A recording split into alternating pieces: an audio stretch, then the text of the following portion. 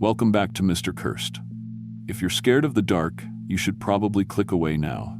Today I've got 6 brand new horrifying true stories from deep in the Appalachian woods where something ancient is still hunting. These people barely made it out alive. Before we start, hit subscribe and smash that like button. Share this nightmare with your friends. Tell me where you're watching from. Thank you all. Let's begin.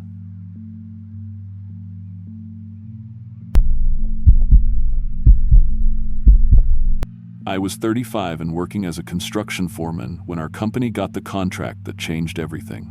Mackenzie Construction had been doing road work around Arkansas for 15 years, mostly state highways and county projects. Nothing too exciting.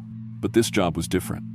The Forest Service wanted us to cut a logging road through some of the most remote parts of the Ouachita National Forest, way up in the mountains where nobody had done any real development work in decades.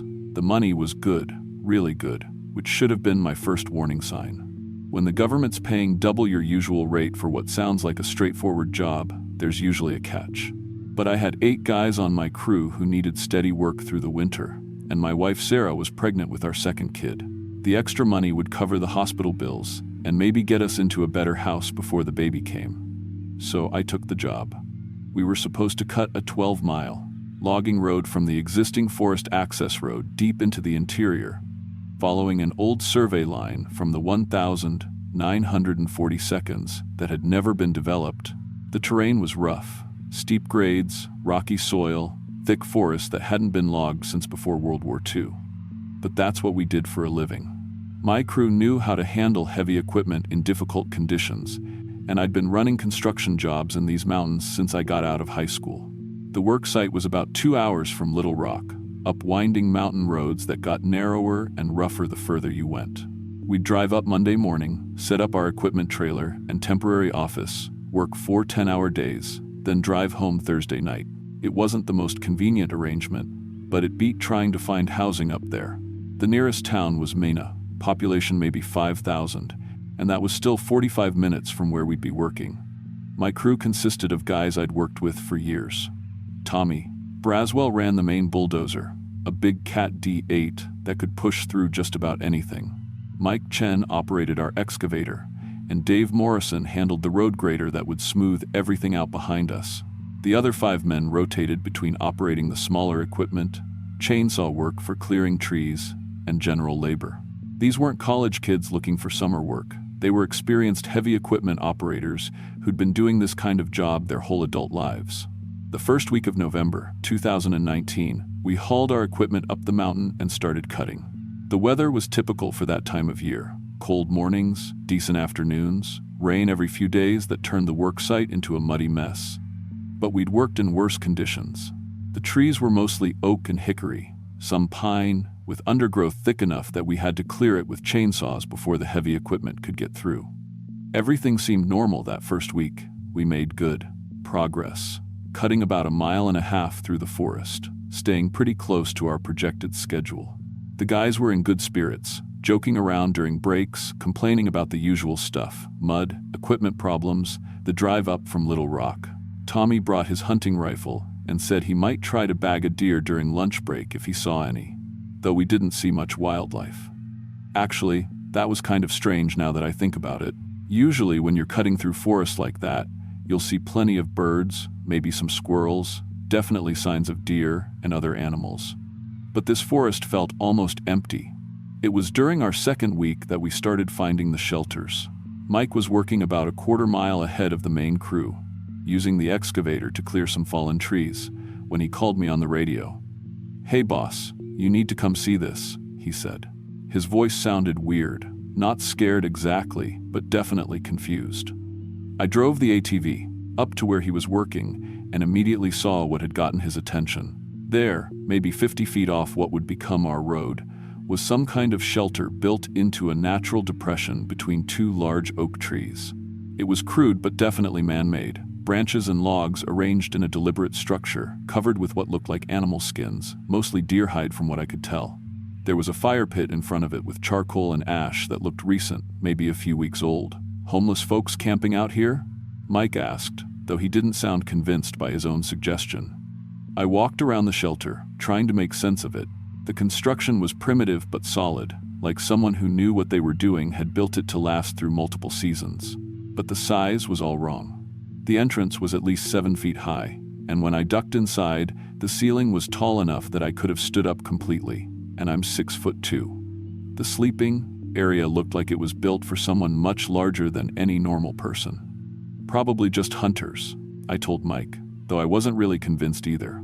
You know how some of these old-timers like to rough it during deer season. But as we continued cutting that week, we found more shelters.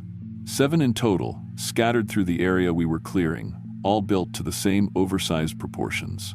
Some had been there longer than others. You could tell by how weathered the materials were, but none looked abandoned. There were signs of recent use: fresh ash in fire pits, food scraps that hadn't been there long enough to fully decompose, even what looked like recently modified tools. The tools were the strangest part. They were made from natural materials: sharp stones bound to wooden handles, carved wooden implements I couldn't identify, but the craftsmanship was sophisticated. These weren't the kind of thing you'd expect from homeless people or even survivalists. They looked almost prehistoric, like something you'd see in a museum exhibit about early human cultures. And then there were the claw marks on the trees. Dave noticed them first, long gouges in the bark of oak trees around the shelter sites. At first we thought they might be from bears marking territory, but when I looked closer, the pattern was all wrong. Bears typically claw trees in relatively short, parallel scratches. These marks were longer, deeper, and showed what looked like individual claw or finger marks.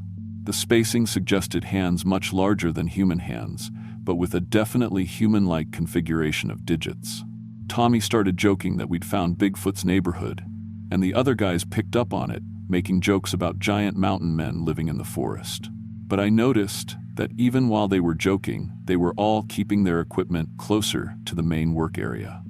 Nobody wanted to venture too far into the forest by themselves.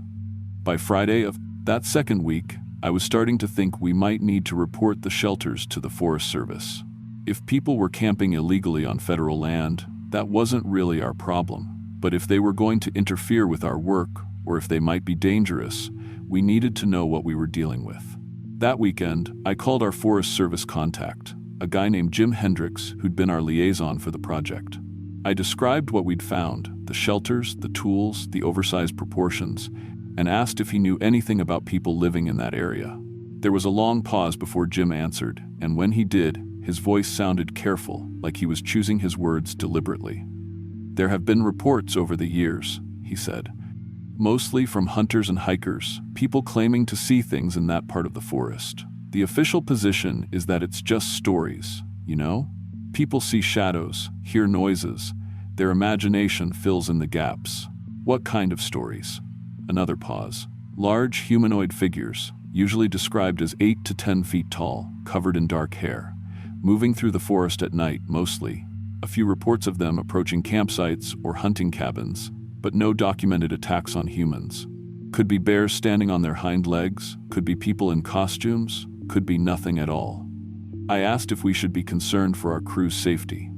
"Probably not," Jim said, though he didn't sound completely convinced.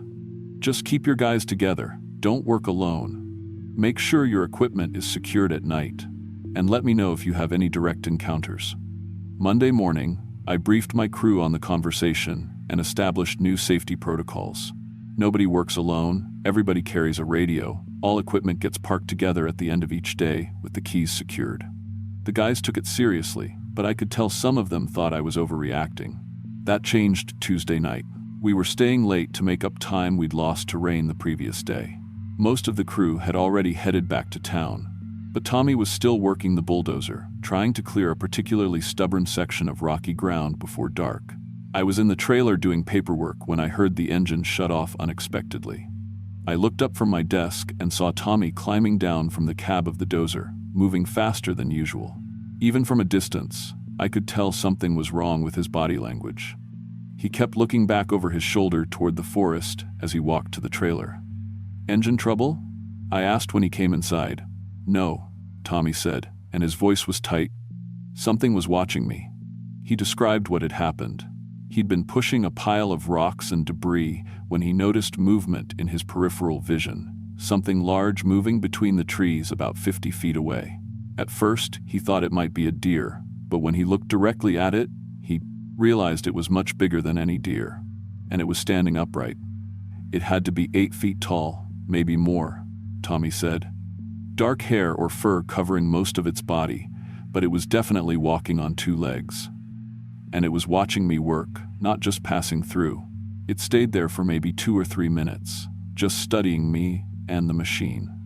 Tommy had tried to get a better look, maneuvering the dozer to get the headlights pointed in that direction, but the figure had melted back into the forest as soon as the lights swept toward it. "You sure it wasn't just a bear standing up?" I asked, though I was already pretty sure what his answer would be. "Bears don't stand like that," Tommy said. "This thing was comfortable on 2 legs, like that's how it normally moves, and the proportions were wrong for a bear. Too tall, too narrow through the middle, arms too long." I called the rest of the crew and told them we were packing up for the night. Whatever Tommy had seen, I didn't want anyone working alone after dark. We secured the equipment and drove back to town, but I could tell the mood had changed. The jokes about Bigfoot weren't funny anymore. Wednesday morning, we found that someone had been messing with our equipment overnight. The vandalism was subtle but systematic. Hydraulic lines on the excavator had been cut, not torn or broken, but cleanly severed with something sharp.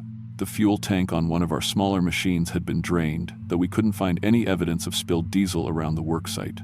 The radio antenna on our main communication unit had been bent almost in half, and when I tried to call our base office, all I got was static. What bothered me most was how precisely the damage had been done. This wasn't random vandalism. Someone who understood how the equipment worked had targeted specific components that would shut down our operation without causing dramatic, visible damage that would immediately suggest sabotage.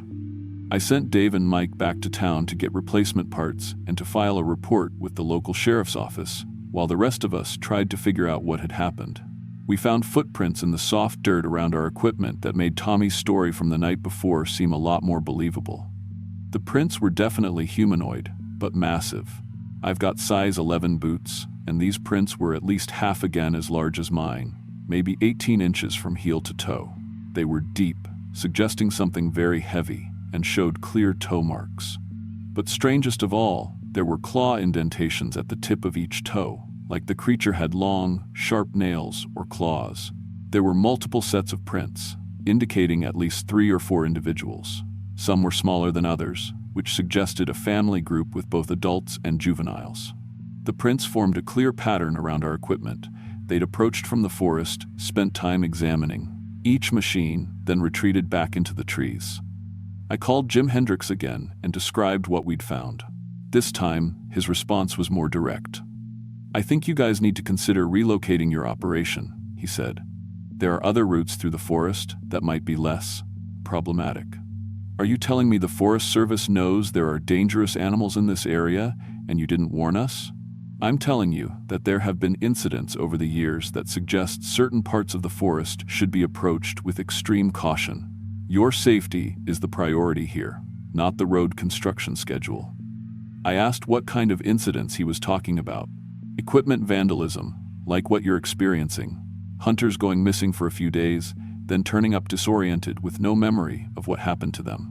Hikers reporting being stalked by large figures that move through the forest too intelligently to be ordinary animals. Nothing that's ever been conclusively documented, but enough reports to establish a pattern." That afternoon, Dave and Mike returned with replacement parts and an interesting story from their visit to the sheriff's office. The deputy they'd spoken with, a guy named Roberts, who'd worked in the county for 20 years, had gotten very serious when they described the location of our work site. He asked us real specific questions about exactly where we were working, Dave told me. Wanted to know if we'd found any old campsites or shelters, if we'd seen any large animal tracks, if any of our crew had reported feeling like they were being watched. Then he told us there have been what he called territorial disputes in that area, going back generations. Roberts had advised them that several logging operations over the years had abandoned projects in that part of the forest due to equipment problems and worker safety concerns. He'd recommended that we post guards at night and consider working only during daylight hours. "Did he say what he thought we were dealing with?" I asked. "Not directly," Mike said. But he mentioned that his grandfather used to tell stories about families of wild people living in the deepest parts of the mountains.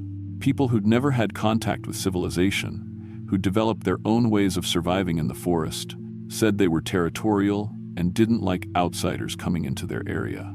That night, I made the decision to hire security. I contacted a company in Little Rock that provided guards for construction sites and arranged for 2 armed guards to watch our equipment overnight. It was expensive, but losing more equipment to vandalism would cost even more. The security guards lasted exactly 2 nights. I got a call Thursday morning from the head of the security company, a guy named Patterson, who sounded genuinely shaken. "My men are refusing to go back to your site," he told me. "They're experienced guys, ex-military, they've worked dangerous assignments before. But they say something was stalking them out there, and they don't want any part of it." Patterson described what his guards had experienced. Both nights, they'd heard systematic movement around the perimeter of our work site, always staying just outside the range of their spotlights. Whatever was out there was coordinating its movements, using what sounded like complex vocalizations to communicate with other individuals. The guards had found evidence that multiple large figures had been studying them from the forest, moving in organized patterns that suggested military-style reconnaissance. "These aren't random animal behaviors," Patterson said. "My guys have experience with wildlife, and they know the difference between curious animals and intelligent surveillance. Whatever's out there is planning something." Friday morning, our 3rd week on the project, the situation escalated dramatically. I'd assigned Tommy to work a section of forest about a 1/4 mile from the main work area, clearing some particularly dense undergrowth with his bulldozer. The plan was for him to radio in every 30 minutes to check his progress. When I didn't hear from him by 10:30, I tried calling his radio. No response. I drove the ATV over to his location and found his bulldozer sitting idle with the engine running, but no sign of Tommy. The machine was positioned normally, not like it had been abandoned in a hurry, but Tommy wasn't in the cab or anywhere around the immediate area. I was starting to call his name when I heard him shouting from somewhere in the forest, maybe 100 yards away. His voice sounded panicked, and he was yelling for help. I grabbed my radio and called for the rest of the crew to come assist, then headed into the forest in the direction of Tommy's voice. I found him, about 10 minutes later, pinned under a pile of fallen branches near what looked like another one of the stewed, primitive shelters. He was conscious but clearly hurt, with deep scratches across his back and left arm that looked like they'd been made by claws. "Something grabbed me," Tommy gasped as I worked to pull the branches off him. "Came out of nowhere, picked me up like I weighed nothing, threw me into the trees." He described an attack by something he estimated was at least 8 feet tall, covered in dark hair, with long arms and claws instead of fingernails. The creature had emerged from the forest while Tommy was working, approached his bulldozer, and studied it for several minutes before Tommy realized it was there. "It wasn't afraid of the machine at all," Tommy said. "It walked right up to it, looked at the controls, even reached out and touched some of the hydraulic lines, like it was trying to figure out how it worked." When Tommy had shouted and tried to scare it away, the creature had turned on him. It moved faster than anything that size should have been able to move, covering the distance between them in what Tommy estimated was 2 or 3 seconds. It grabbed him by the shoulders, lifted him completely off the ground, and threw him into the forest with enough force to knock him unconscious for what must have been several minutes. By the time the rest of the crew arrived, Tommy was able to walk with assistance, but it was clear he needed medical attention. We loaded him into one of the trucks, and Dave drove him to the hospital in Mena while I called our company's insurance provider and tried to figure out what we were supposed to do next. The hospital treated Tommy's injuries: deep lacerations that required stitches, some bruised ribs, and what the doctor described as symptoms consistent with severe psychological trauma. Tommy insisted on giving a detailed statement to a state trooper about what had attacked him. But I could tell the officer was skeptical about the part involving an 8-foot-tall humanoid creature. That weekend, I had long conversations with Sarah about whether to continue the project. The money was good, but we had crew members getting injured by something the local authorities didn't seem to take seriously. Sarah was 4 months pregnant and worried about what would happen if I got hurt or killed in some remote forest where nobody could help me. But the construction company wasn't willing to walk away from a lucrative federal contract based on what they considered unsubstantiated stories about monster attacks. The executives I spoke with suggested that Tommy had been injured in some kind of equipment accident and was either lying or confused about the circumstances. They authorized hazard pay for the crew and told us to finish the job as quickly as possible. Monday morning, we returned to the work site with a new safety protocol. Nobody works alone. Everyone stays within sight of at least one other crew member, and we all carry air horns to signal for help if needed. I also brought my deer rifle and told the guys that anyone who had a hunting license and wanted to bring a weapon could do so. It didn't help. Tuesday night, they came for us. We'd been working late again, trying to make up for time lost due to Tommy's hospitalization and the extra safety precautions that slowed down our progress. Most of the crew was getting ready to pack up when Mike, who was working the farthest from our main camp, radioed that he could see figures moving through the forest around his position. "There's at least 3 of them," Mike's voice crackled over the radio. "Big ones, moving between the trees, staying just far enough away that I can't get a clear look. But they're definitely watching me." I told Mike to shut down his machine and move closer to the main group, but before he could respond, we heard him scream. Then his radio went dead.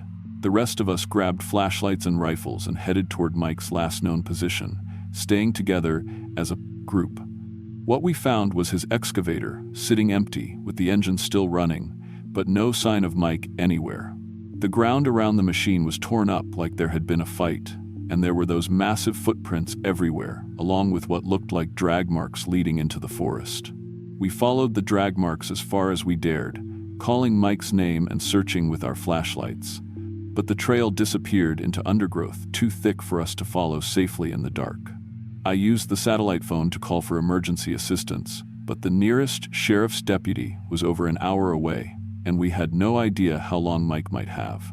As we stood there, trying to decide what to do, we started hearing sounds from the forest around us. Vocalizations that were definitely not made by any normal animal. Complex, organized communications that sounded almost like a language. The sounds were coming from multiple directions, suggesting that whatever had taken Mike was part of a larger group that had surrounded our position. And then we saw them.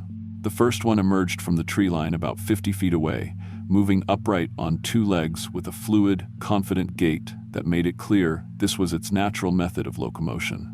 In the beam of our flashlights, it looked like something that shouldn't exist. A massive humanoid figure covered in dark hair, with proportions that were almost human but wrong in ways that made my brain refuse to process what I was seeing. It was at least 8 feet tall, with arms that hung down past what would have been its knees if it were human. Its face was partially human, partially something else entirely. Intelligent eyes that reflected our flashlight beams, but a jaw and teeth that belonged to a predator. When it opened its mouth, I could see fangs designed for tearing meat.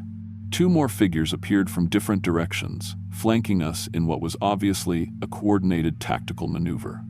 These were smaller, maybe 7 feet tall, but still much larger than any human. One of them was carrying what looked like primitive weapons, sharpened wooden spears that were long enough and heavy enough to be effective against humans. Dave raised his rifle, but before he could fire, one of the creatures made a sound that was clearly a warning. It wasn't a growl or roar, but something that sounded almost like speech, though in no language I'd ever heard. The tone was unmistakably threatening. "Don't shoot unless they attack," I told the guys, though my own rifle was ready. These things were obviously intelligent, and I didn't want to provoke them if there was any chance we could get out of this without violence. For what felt like hours, but was probably only a few minutes, we stood there in a tense standoff. The creatures studied us with obvious intelligence, making occasional vocalizations to each other that sounded like they were discussing strategy. They moved with purpose and coordination, positioning themselves to cut off our retreat to the vehicles while keeping us within sight. One of them, the largest one, approached to within about 20 feet of our group. This close, I could see details that made it clear this wasn't just some unknown species of animal. It wore crude clothing, animal skins fashioned into something like primitive garments. It carried tools, not just the wooden spears, but what looked like napped stone implements hanging from a hide belt around its waist. Most disturbing, it was studying our equipment and weapons with obvious understanding of their purpose. When Dave shifted his rifle slightly, the creature's eyes immediately tracked to the weapon. It knew we were armed, and it understood the threat we represented, but it didn't seem afraid. The standoff ended when we heard Mike screaming somewhere deeper in the forest. His voice sounded distant but clear, calling for help in a way that suggested he was still alive but in immediate danger. The largest creature made another vocalization, and all three of them began moving back toward the tree line, but slowly, keeping us in sight. I made the hardest decision of my career. I told my crew to get to the vehicles and get out of there. We were outnumbered by something we didn't understand, in their territory, at night, with limited visibility and no backup coming anytime soon. If we tried to pursue Mike deeper into the forest, we'd probably just end up captured or killed ourselves. "We can't just leave him," Dave said, and I could tell the other guys agreed. "We're not equipped for this," I replied. "We need help, police, maybe military, people who know how to handle this kind of situation. If we get ourselves killed, it doesn't help Mike at all." It was the right tactical decision, but it felt like the worst thing I'd ever done in my life. We backed away from the forest, keeping our weapons ready, and made it to our vehicles without being attacked. As we drove away from the work site, I could still hear Mike screaming somewhere in the distance. The sheriff's department organized a search party the next morning, including state police and volunteers from the county search and rescue team. I led them to where Mike had been taken, but the trail had gone cold overnight.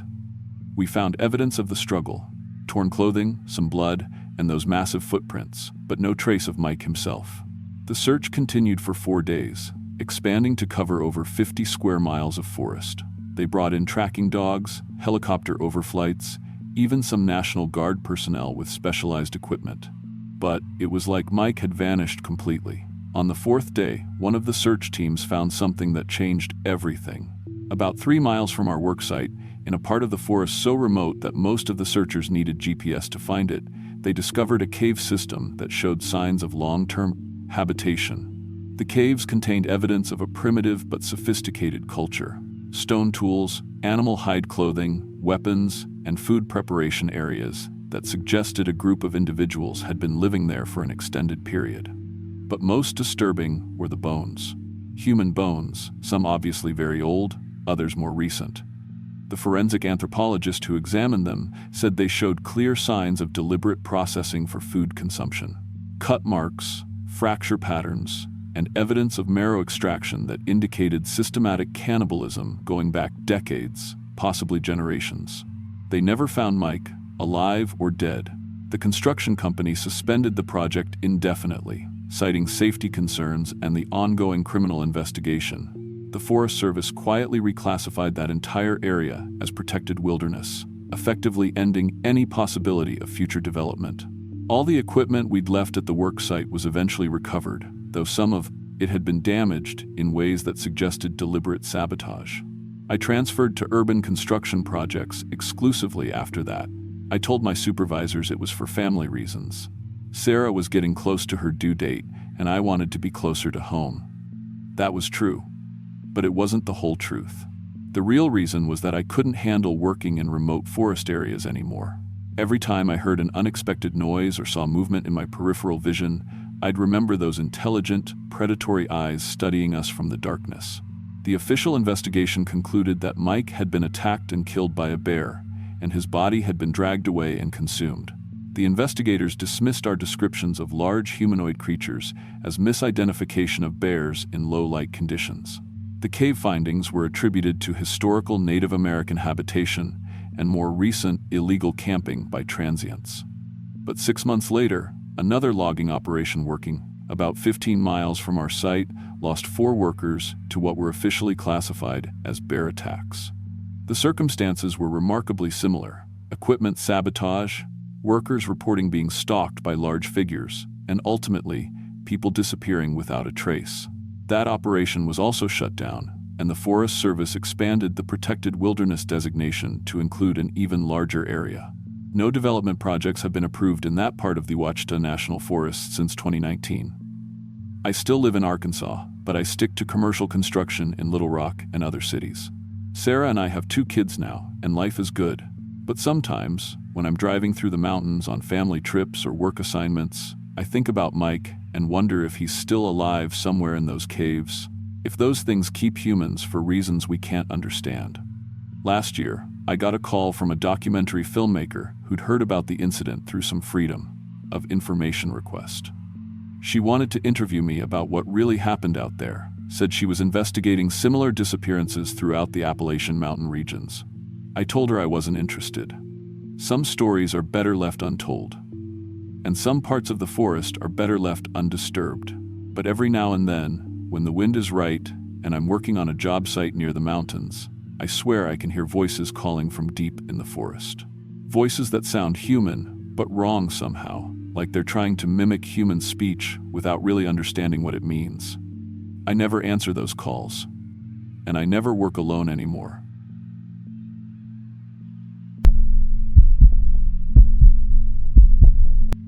I'm 29 now, and I work as a corporate accountant in Atlanta.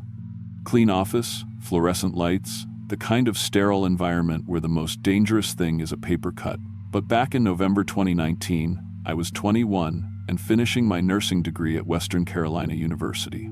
I had this clinical rotation at a tiny hospital near Boone. Figured it would be easy credit, maybe some broken bones and heart attacks. Just mountain folk stuff, you know? I should mention something about my family. My grandmother grew up in these mountains, in a hollow so deep it didn't get sunlight until noon. She used to tell stories about the deep families, people who went so far back into the mountains during the Depression that they never came out. Said they changed, adapted to the darkness and isolation until they weren't quite people anymore. I thought they were just stories to keep kids from wandering off. I wish they had been. The hospital was this relic from the 70s. All avocado, green walls and buzzing fluorescent lights that gave everything a sickly pallor.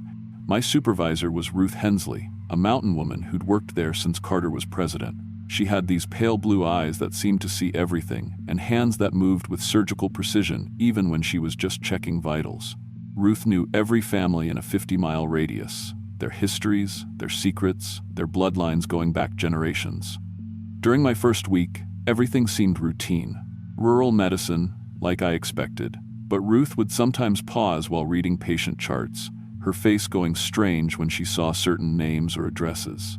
She'd mutter things under her breath, "Shouldn't have been up that way," or "Third one from that hollow this year." When I asked what she meant, she'd just shake her head and change the subject. The first case came in on November 12th, around midnight. EMTs brought in a man named David Carpenter, found unconscious on the Blue Ridge Parkway. He was paper white, barely breathing, and when they ran his blood work, his hemoglobin was at 6, should have been at least 12 for a healthy male. But here's what stopped everyone cold. He had these 2 perfectly round puncture wounds on his neck, about an inch apart, so precise they looked surgical. Dr. Martinez examined them under a magnifying glass for 20 minutes, measuring, photographing, comparing them to bite patterns in medical textbooks. Nothing matched. They were too clean for animal bites, too precise for accidents, too organized for random trauma. When David regained consciousness the next morning, he couldn't remember anything past setting up camp near Grandfather Mountain. 3 days were just gone. Mountain lions, Dr. Martinez concluded, though his voice carried no conviction. Must have been a mountain lion. Ruth stood at David's bedside, staring at those puncture marks with an expression I'd never seen before. Not confusion. Recognition. When I caught her eye, she quickly looked away. 3 days later, they brought in Sarah Chen, a hiker from Charlotte found by hunters near Devil's Den. Same symptoms, massive blood loss, same puncture wounds, same memory gap. Then Michael Torres, found by the Appalachian Trail. Then Jennifer Walsh, discovered by some teenagers near Grandfather Mountain. By my 4th week, we'd treated 14 patients with identical presentations, all found within a 30-mile radius of Devil's Den, all missing roughly the same amount of blood, all with those surgical puncture marks. The local papers started calling it the phantom predator, suggesting maybe a new species had migrated down from Canada. It was during a quiet night shift that Ruth finally told me what she really thought. We were in the break room around 3 a.m., sharing coffee that had been burning on the warmer for hours. I mentioned how strange it was that all these cases shared such specific details. Ruth glanced around to make sure we were alone, then leaned across the table. "There's families back in these mountains," she said quietly, that went too deep and stayed too long. My grandmother used to tell me about them, how they changed during the hard years, adapted to survive when there wasn't enough food or game. She told me about the Crane family, who disappeared into the mining tunnels during the 1930 seconds and were never seen again. The Whitlock clan, who moved so far back into the hollows that even the Postal Service gave up trying to reach them. Families that had been isolated for so long they'd evolved beyond normal human dietary needs. Started eating each other during the worst winters, she whispered. But that wasn't sustainable, so they learned to farm. Keep people alive, take what they needed, without killing. After enough generations of that diet, she gestured toward the patient rooms. They can't digest regular food anymore. Human blood is the only thing that keeps them alive. I stared at her, waiting for the punchline, but her face was grave, deadly serious. You think I'm crazy? She said. But I've seen what comes down from those mountains when they get hungry. They're not human anymore, not after all these years. They move different, think different, hunt different. They farm people like we farm cattle. She told me about Devil's Den, how it got its name from the screams that echoed from the old mining shafts on quiet nights. How hikers would go missing for weeks, then stumble back to civilization with no memory and severe anemia. How the old-timers avoided certain trails, certain areas where the tree line seemed wrong and the wildlife stayed away. Why don't people do something? I asked. What would they do? Tell the state police that mountain families are running blood farms? They'd be laughed out of the county. Ruth's voice dropped even lower. Besides, some problems are older than law, deeper than government.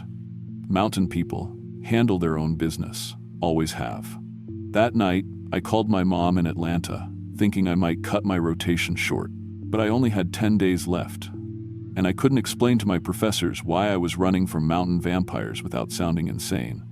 I should have trusted my instincts. God, I should have packed my bags that very night.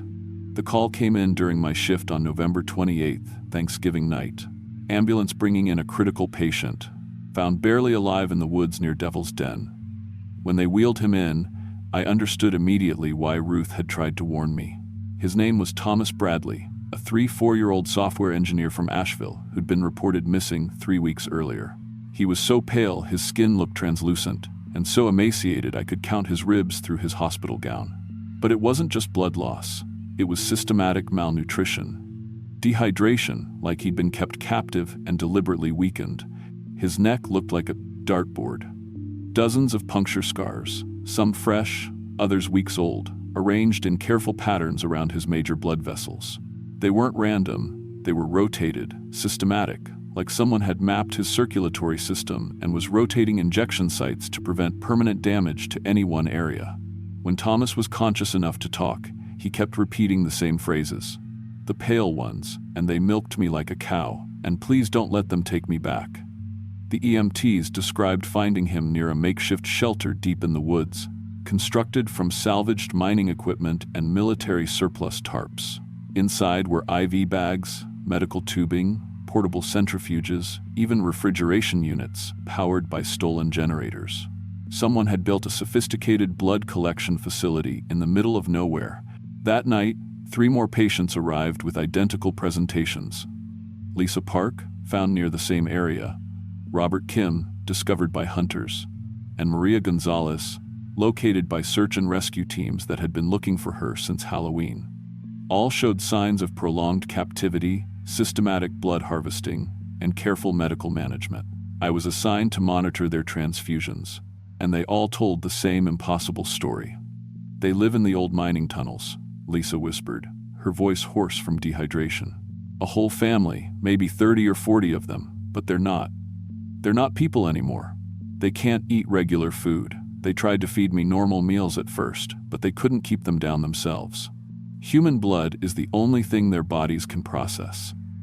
She described how they moved like spiders, coordinating their actions through clicks and hisses rather than spoken language. How their skin was so pale you could see their circulatory system underneath. Dark veins branching like river systems across translucent flesh. How their canine teeth had elongated over generations, becoming perfect instruments for puncturing major blood vessels without causing fatal damage. They have a breeding program, Robert told me, gripping my hand with surprising strength. Keep some of us around just for reproduction. Make sure they'll always have fresh donors. Some people have been down there for years, having children that go straight into the harvest rotation. Maria described the underground facility in horrifying detail. Converted mining chambers, fitted with medical equipment, holding cells disguised as patient rooms. Even a nursery where newborn children were kept until their blood types could be determined and their harvest value calculated. The worst part, she whispered, is how clinical it all is. They treat us exactly like livestock, but with medical precision. They monitor our health, adjust our diets, even provide psychological counseling to keep us calm and productive. They've been doing this so long, they've perfected the process. I tried to convince myself these were hallucinations brought on by blood loss and trauma, but all 4 patients described identical details. The clicking communication, the pale, translucent skin, the systematic harvesting procedures, the underground medical facility. Their stories were too consistent, too specific, too medically accurate to be delusions. The next morning, Dr. Martinez called me into his office. He looked uncomfortable, kept shuffling papers and avoiding eye contact. "We need you to make a supply run," he said, handing me a map with handwritten directions. "There's an outreach clinic in the mountains that's running low on basic medical supplies. Shouldn't take more than a few hours." The directions led deep into national forest land, following logging roads that weren't on any GPS system. Ruth caught me in the parking lot as I loaded supplies into my Honda Civic. "Don't go," she said simply. "Whatever they told you, wherever they're sending you, don't go." "It's just a supply delivery," I said, but my voice lacked conviction. "Honey, there ain't no clinic where those directions lead. Just old mining operations and places decent people don't go." She grabbed my arm, her grip surprisingly strong. "They know you've been asking questions about the blood cases. This isn't a coincidence." But Dr. Martinez was my supervising physician, and refusing a direct assignment could get me expelled from the program. Against every instinct I had, I got in my car and followed the map toward Devil's Den. The roads deteriorated quickly once I left the main highway. Paved surfaces gave way to gravel, then dirt, then barely maintained logging tracks that disappeared into the forest canopy. My GPS stopped working around mile marker 7, and my cell phone lost signal shortly after. The trees seemed to close in overhead, blocking out the late afternoon sun and creating an artificial twilight that made everything look sickly and wrong. The air changed too. It got thicker somehow, harder to breathe, with this metallic taste that reminded me of blood. The normal sounds of the forest, birds, insects, wind through leaves, gradually faded until there was only the sound of my engine and the crunch of gravel under my tires. The clinic was a collection of old mining buildings that had been converted into something resembling a medical facility. Rusted equipment was scattered around the compound, but it had been organized, repurposed.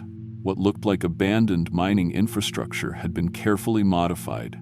Ventilation shafts turned into air circulation systems, ore processing equipment converted to something else. The whole place had this smell of antiseptic mixed with something organic and rotten that made my stomach turn. I parked near what appeared to be the main building and grabbed the supply boxes from my trunk. That's when I saw them. 3 figures emerged from the largest building, moving with this fluid, coordinated motion that didn't look human.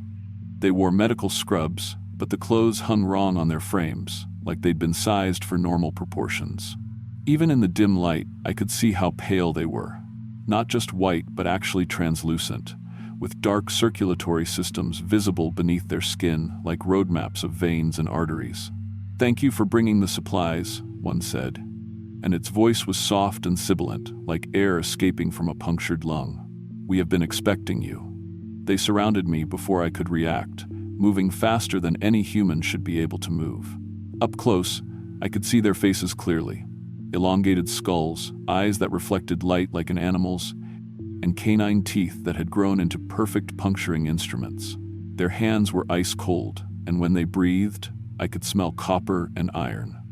"We have a hereditary condition," the leader explained as they guided me toward the building. "A genetic adaptation that, developed over several generations of isolation, we require specific nutrition to survive." Inside, I saw the full scope of their operation. The building had been converted into a sophisticated medical facility, with dozens of people hooked to IV drips, their blood being systematically harvested into collection bags and stored in refrigerated units. Most of the victims appeared to be sedated, kept in a twilight state of consciousness, while machines monitored their vital signs and extracted blood at carefully calculated intervals. The setup was more advanced than some hospitals I'd trained in.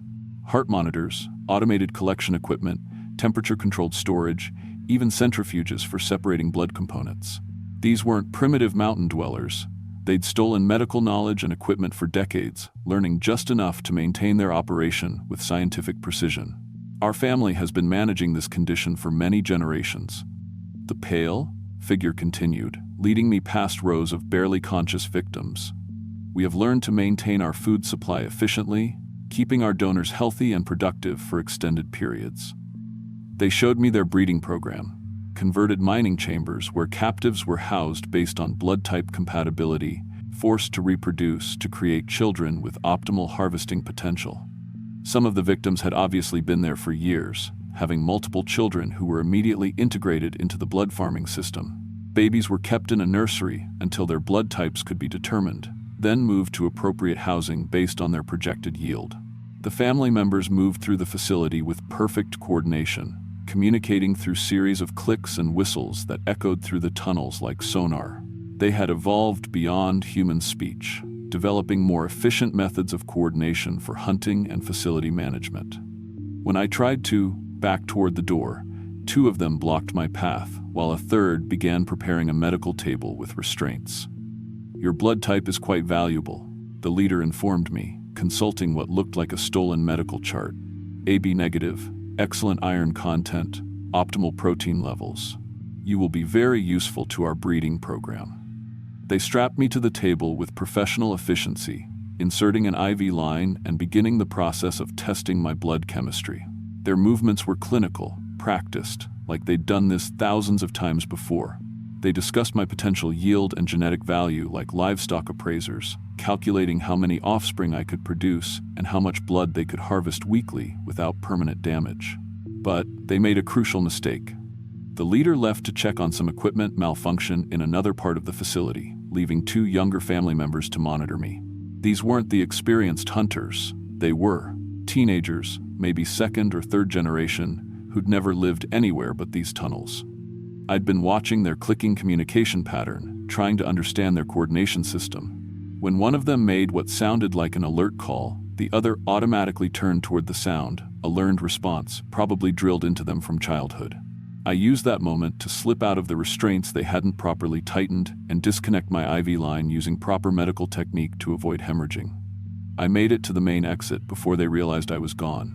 Behind me, I could hear them making those alert clicks, obviously calling the rest of the family. I ran toward my car, but they were already emerging from other buildings, moving with that inhuman speed and coordination. Here's what saved my life.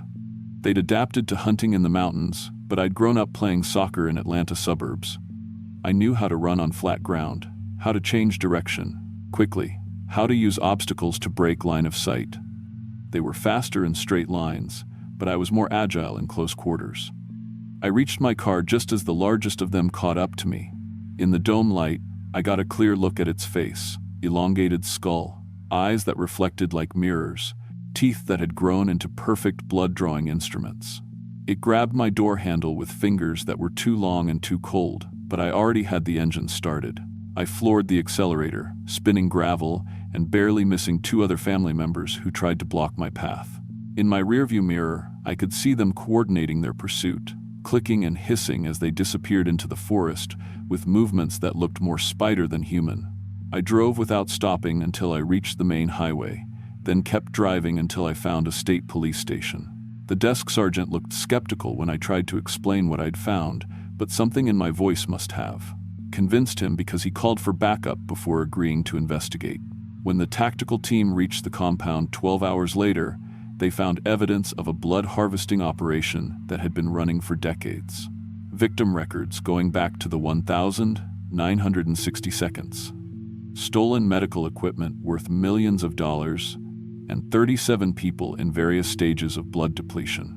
The victims were rescued and hospitalized, though many suffered permanent psychological damage that made normal social functioning impossible. But the Pale family had vanished completely. Not just hidden, disappeared entirely, leaving behind only empty equipment and collection bags. The police searched the mining tunnels for weeks, using thermal imaging, dogs, even brought in spelunking experts to map the underground passages. It was like they'd never existed. The story made national news for about a week. Blood farm discovered in Appalachian mountains. But without the family to prosecute, interest faded quickly. The victims' testimonies were dismissed as trauma-induced delusions. The medical evidence was explained away as the work of a sophisticated but conventional criminal organization that had simply escaped before arrest. I finished my rotation and transferred to Emory University in Atlanta, telling my professors I needed to be closer to family. For months, I thought I was safe, that I'd escaped and could put the nightmare behind me. I changed my major from nursing to accounting, got an internship at a corporate firm, started building a normal life in the city. Then, 8 months later, several patients at Grady Hospital were found with identical puncture wounds and severe blood loss. They'd followed me to Atlanta, obviously planning to rebuild their operation using the nursing student who had discovered their secret. But this time, they made a mistake. One of the Grady victims was a police detective's daughter. When she described pale figures moving like spiders through the hospital parking garage, Detective Morrison didn't dismiss it as trauma-induced hallucination. He set up surveillance, coordinated with hospital security, even arranged for plainclothes officers to monitor potential victims. When the family made their next attempt, they walked into a trap. The shootout lasted less than 5 minutes. The Pale family moved faster than the officers expected, coordinating their attack with that clicking communication system, but they weren't bulletproof. 3 were killed, 2 escaped into the Atlanta sewer system, and 1 was captured alive. I saw the photographs from the scene. Even dead, they didn't look entirely human. Elongated limbs, translucent skin, teeth that had grown into perfect puncturing instruments. The medical examiner's report described physiological adaptations consistent with a diet of exclusively human blood. Enlarged stomach capacity, modified digestive system, enhanced night vision, improved coordination, and reflexes. The captured family member died in custody 3 days later, apparently unable to digest the food they tried to provide. The autopsy revealed internal organs that had adapted so completely to blood consumption that normal nutrition was literally toxic to their system. That was 7 years ago. I work in corporate accounting now, 40-hour weeks in a climate-controlled office building with security guards and cameras everywhere. I live in a high-rise apartment with electronic locks and motion sensors. I never go hiking, never visit rural areas, never travel anywhere without cell service and GPS coverage. But I still watch the news obsessively for reports of unexplained blood loss cases. Anemic hikers found unconscious in remote areas. Last month, there were 3 cases in Montana that matched the pattern. 4 cases in northern Michigan. 2 in rural Maine. They're spreading, establishing new territories, adapting to different environments. The ones that escaped in Atlanta weren't the only family. There are others, scattered throughout isolated mountain regions, all following the same evolutionary path. My grandmother was right about the deep families. They went too far back into the mountains and stayed too long, changed by isolation and necessity, until they became something that could no longer survive in our world. But they don't need to survive in our world anymore. They're building their own. Sometimes, late at night when I'm working late in my Atlanta office, I hear clicking sounds in the ventilation system, coordinated patterns that sound almost like communication. And I wonder if they've found me again, if they're planning something larger this time, something that doesn't require hiding in mountain tunnels. Because the thing about evolution is that it never stops. They're not just farming blood anymore. They're farming territory, expanding their range, adapting to urban environments. The Pale families are coming down from the mountains, and we're not ready for what they've become. I keep a gun in my desk drawer now, though I'm not sure bullets would work any better than they did in Atlanta. Because these aren't monsters from old stories or supernatural creatures from folklore. They're what we might become, given enough time and desperation. And that's the most terrifying thing of all. Last week, I got a call from my old supervisor, Ruth. She's retiring from the mountain hospital, moving to Florida where her daughter lives. But before she hung up, she said something that still keeps me awake at night. The blood cases have stopped coming in. Haven't seen one in 6 months. That either means they've moved on. She paused, her voice dropping to barely a whisper. Or they don't need to hunt individuals anymore. I asked what she meant, but the line went dead. When I tried calling back, the number was disconnected. 3 days ago, there was a news report about a missing Boy Scout troop in North Carolina. 15 kids and 3 adults vanished during a camping trip near Devil's Den.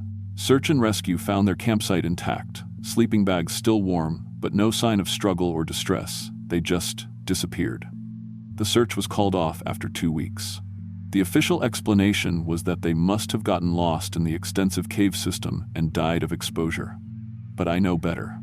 I know what really happened to those Boy Scouts, and it wasn't death by exposure. It was recruitment. The Pale families aren't just farming blood anymore, they're farming people.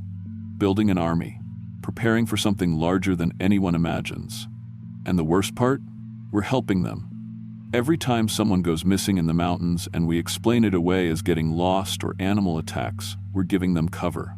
Every time we dismiss survivor stories as trauma-induced hallucinations, we're protecting their operations.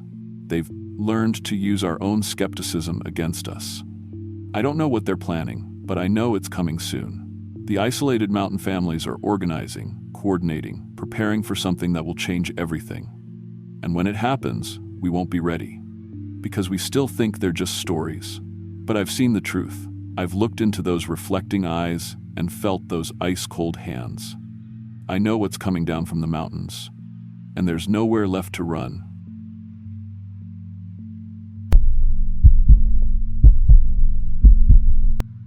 I'm 29 years old, and I used to work third shift at an auto parts factory outside Charleston, West Virginia. Used to, because what happened last November changed everything I thought I knew about the mountains I grew up in.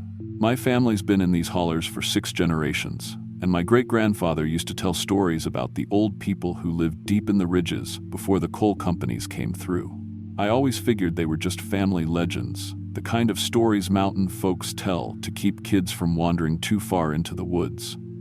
Last October, I was going through the worst divorce you can imagine. My ex-wife Rachel was trying to take everything, the house, my truck, even my hunting gear. Her lawyer was some slick asshole from Charleston who kept filing motions that cost me money I didn't have. Between the legal fees and Rachel's spending sprees on my credit cards before I could freeze them, I was working 60-hour weeks just to keep my head above water. My buddy Kevin could see I was about ready to crack.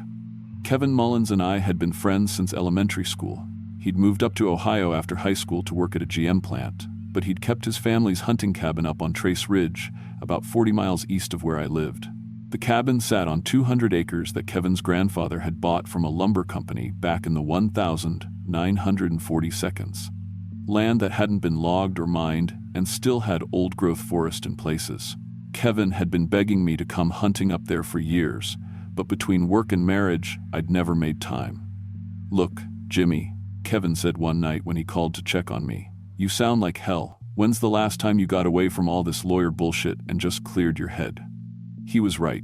I'd been living like a zombie for months, stumbling through work shifts and coming home to an empty house full of memories and court papers.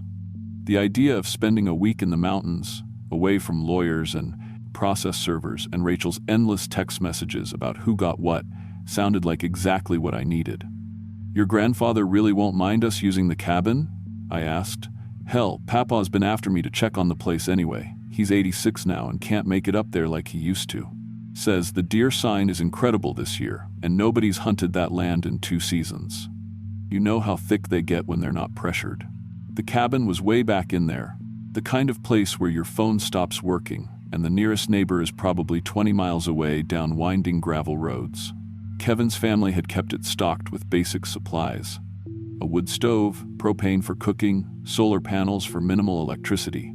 It was rustic but comfortable, the kind of place where you could disconnect from the modern world completely. I managed to get the week of Thanksgiving off from the factory, which wasn't easy during the holiday season. But my supervisor owed me favors from all the overtime I'd been pulling, and honestly, I think he was worried I was going to have a breakdown right there on the production floor. The divorce stress was showing, and everybody knew it. We drove up on Sunday morning in Kevin's F-250, my gear loaded in the back along with enough supplies for a week. The weather was perfect for hunting, cold and clear, with snow forecast for midweek. As we wound deeper into the mountains on increasingly narrow roads, I felt the tension leaving my shoulders for the first time in months. No cell towers, no internet, no lawyers calling every 5 minutes with updates on Rachel's latest demands. Kevin's family cabin was tucked into a hollow about 3 miles from the nearest gravel road, accessible only by an old logging trail that required 4-wheel drive. The building was solid, built from local timber back in the 1960s, with a wide porch and a metal roof that shed snow cleanly. It overlooked a small valley where several game trails converged near a creek that ran year-round. That first evening, we sat on the porch with coffee and studied topographical maps by the light of a Coleman lantern. Kevin knew the property well from childhood visits with his grandfather, but even he admitted some of the old landmarks had changed over the years. The forest had reclaimed logging roads, and storms had taken down trees that created new clearings and blocked familiar paths. Papa always said this place was different, Kevin told me as we planned our hunting strategy. He bought it from Mid-Atlantic Timber back in '47, but they'd only logged the accessible sections. The deep ridges, the places where the terrain gets too rough for equipment, they left alone. Papa used to say you could find Indian artifacts back in there if you knew where to look. We decided to set up tree stands about a half-mile apart on opposite sides of the valley, covering the main deer corridors we'd identified on the maps. Kevin would take the northern ridge where an old logging road provided easier access, and I'd set up on the southern slope near what looked like a natural funnel point where multiple trails converged. That first night, I slept better than I had in months. No traffic noise, no neighbors' televisions through thin apartment walls, no anxiety about court dates and lawyer meetings. Just the sound of wind in the pines and the occasional call of an owl. I woke feeling more rested than I had since the whole divorce mess started. We were up at 4:30 Monday morning, coffee and scrambled eggs by the light of Kevin's headlamp. The morning was crisp and clear, probably 15 degrees, with just enough wind to keep our scent from spreading too far. We loaded our gear and headed out to set up our stands while it was still dark. The walk to my hunting spot took about 20 minutes, following an old deer trail that wound through dense hardwood forest. Kevin helped me get my climber set up about 18 feet up a solid oak tree that gave me good visibility in 3 directions. We tested our radios, confirmed our safety zones, and Kevin headed off to his stand on the far ridge. Sitting in that tree as the forest woke up around me, I felt more at peace than I had in years. Fresh deer sign was everywhere. Tracks in the muddy spots near the creek, rubs on saplings, trails worn deep by generations of deer following the same routes their ancestors had used. This was what I'd been missing, what the stress and anger of the divorce had driven out of my life. The first 3 days of hunting were perfect. I saw deer every morning and evening, took a nice 8-point buck on Tuesday that provided meat for the rest of the week. Kevin got a fat doe on Wednesday that we processed together on the cabin's back porch, cutting steaks and roasts and grinding the tougher cuts for burger. It felt good to work with my hands again, to accomplish something useful instead of just filling out legal paperwork and working factory shifts. But Wednesday night, things started getting strange. I was sitting by the fire after dinner, reading an old hunting magazine I'd found in the cabin when Kevin came in from checking the weather radio on the porch. He had a puzzled look on his face. "You hear anything weird while I was outside?" he asked. "Like what?" "I don't know. Voices, maybe. Sounded like people talking, but too far away to make out words. Thought maybe it was hunters from another property, but that doesn't make sense. Closest hunting land is miles from here." I hadn't heard anything, but the fire had been crackling pretty loud. We both stepped out onto the porch and listened. The night was dead quiet except for normal forest sounds, wind in the trees, an occasional crack of settling timber, the distant call of a screech owl. No voices, no sign of other people. "Probably just the wind," Kevin said. But he didn't sound convinced. "Papa always said, this place played tricks on your ears at night." Thursday morning, I found the first sign that something was wrong. My tree stand had been moved. Not damaged, not vandalized, carefully relocated about 50 yards from where Kevin and I had set it up. The climber was properly secured to a different tree, the safety strap correctly positioned, even my scent elimination spray bottles arranged neatly on the platform. Whoever had moved it knew exactly what they were doing and had taken care to set it up properly. But they'd positioned it to watch a different set of trails I hadn't noticed before that seemed to lead deeper into the mountains, away from the normal deer corridors we'd identified on the maps. I radioed Kevin to ask if he'd moved my stand for some reason, but he was just as confused as I was. His stand was exactly where we'd left it, untouched. We both climbed down and met at the creek to examine my relocated stand more carefully. Whoever did this knows hunting, Kevin said, studying the setup. Look at the approach angles, the sight lines. This position actually covers more deer trails than where we had it before. That was what bothered me most. It wasn't random vandalism or some hunter playing a prank. Someone had improved my hunting setup, positioned me to watch game trails I hadn't even known existed. But who? And why? We decided to hunt from the new location that afternoon, partly out of curiosity and partly because Kevin was right. It was a better spot. I climbed into the relocated stand around 3 o'clock, checking my radio connection with Kevin and settling in to wait. The deer trails visible from this new position were well used, but different from the ones I'd been watching all week. These seemed older, more permanent, worn into the earth by decades of use. And they led in directions that didn't match our topographical maps, following contours that shouldn't exist based on the elevation lines we'd studied. Around 4:30, I saw movement on the far trail, about 100 yards out. At first I thought it was a deer, dark shapes moving through the trees with that careful, measured pace deer use when they're not spooked but staying alert. I raised my binoculars for a better look. They weren't deer. 3 people were walking single file down the trail, but they moved wrong. Too fluid, too silent, placing their feet with a precision that didn't look human. They wore dark clothing that seemed to blend with the forest shadows, and they carried what looked like bundles of sticks or small spears. I tried to get a better look through my scope, but they were already fading back into the timber. The whole sighting lasted maybe 30 seconds, and by the time I got my radio keyed up to tell Kevin, they were gone. "You sure it was people?" Kevin asked when I described what I'd seen. "Pretty sure, but they moved weird, like they'd been living in the woods for years. Could be homeless folks camping back in here, or maybe some of those survivalist types who don't want to be found." Papa always said there were stories about people living wild in these mountains. Families who went back into the deep hollers during the Depression and never came out. Probably just stories. But he left that hanging, and I didn't push it. But the rest of that afternoon, I felt like I was being watched. Nothing I could point to specifically, just that prickly feeling between your shoulder blades when someone's eyes are on you. Every shadow seemed to move. Every sound in the forest seemed deliberate. That night, we found our gear had been rearranged. Kevin's rifle, which he'd left leaning against the cabin's front porch, was gone. In its place was a crude spear made from a straight piece of hardwood with a sharp stone point lashed to the end with what looked like sinew or plant fiber. The craftsmanship was primitive, but effective. The point was razor sharp and perfectly balanced.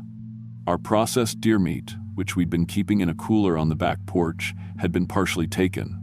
Not stolen outright, but selected portions had been removed and replaced with other cuts of meat that looked similar but tasted different when we examined them more closely.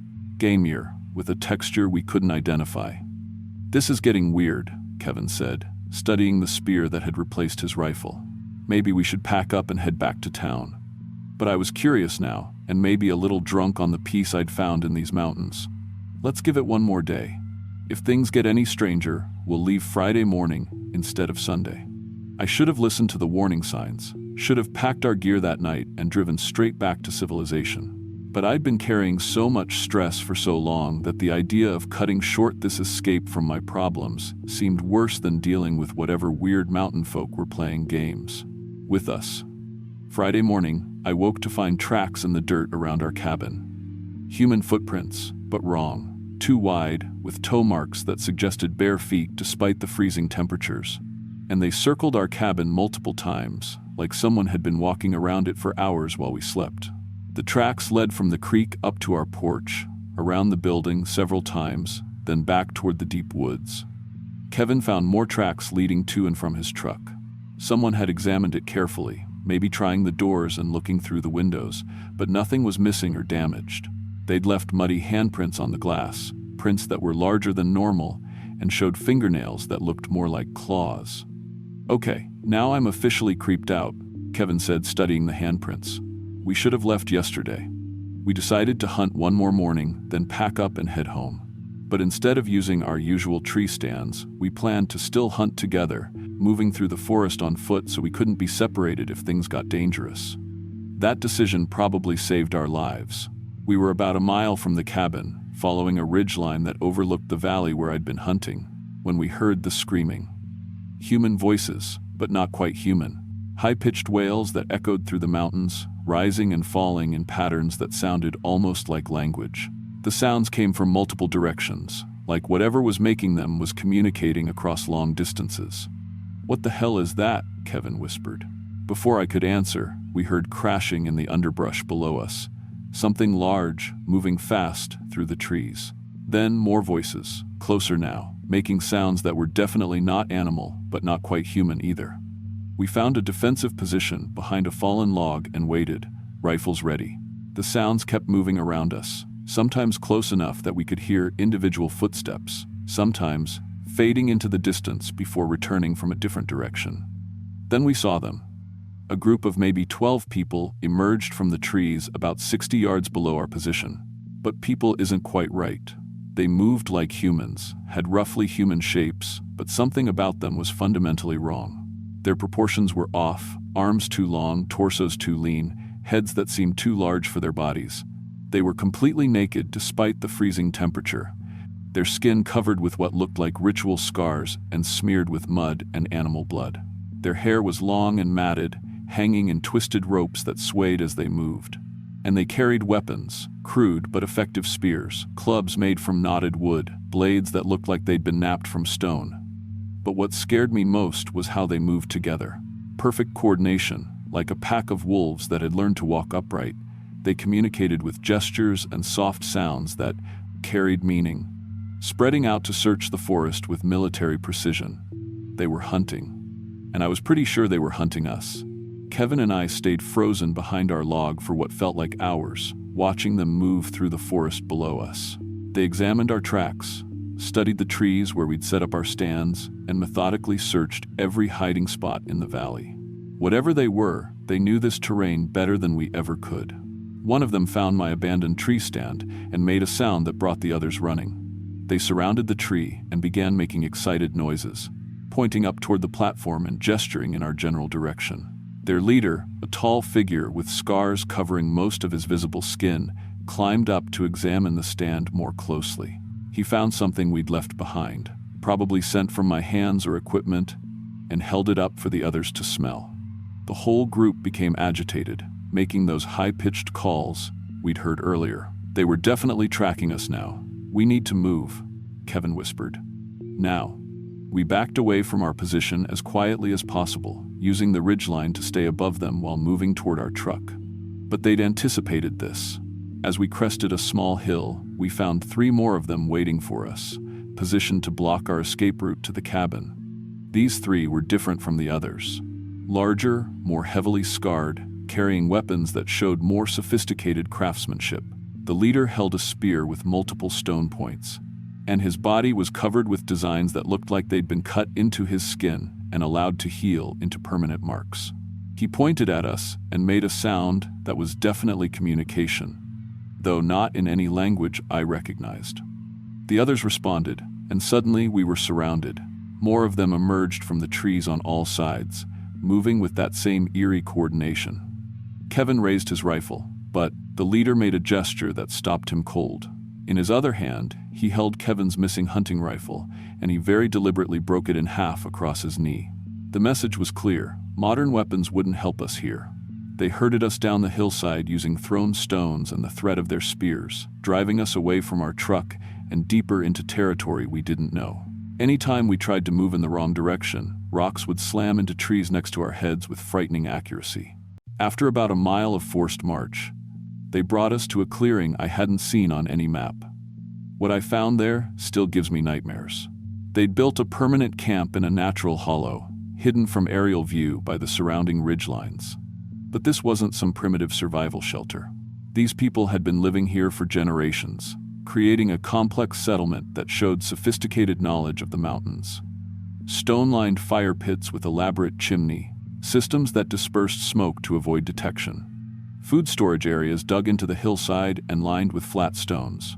Workshop areas where they crafted tools and weapons using techniques that looked prehistoric but were undeniably effective. And everywhere, evidence of what they'd been eating: human bones, old and new, arranged in careful patterns around their camp. Skulls used as decorations, femurs shaped into tools, rib cages cracked open and cleaned of marrow. But mixed with the human remains were animal bones: deer, bear, wild hogs, processed with the same systematic efficiency. They hadn't just been hunting animals in these mountains. They'd been hunting people. In the center of the camp was a working area, with wooden frames designed for butchering large prey, cutting tools made from knapped stone, smoking racks for preserving meat, and cooking areas where fires had burned so often that the ground was permanently stained black. But what terrified me most was how normal it all seemed to them. This wasn't madness or cannibalism driven by desperation. This was their traditional way of life, refined over generations into an efficient system for hunting and processing human prey.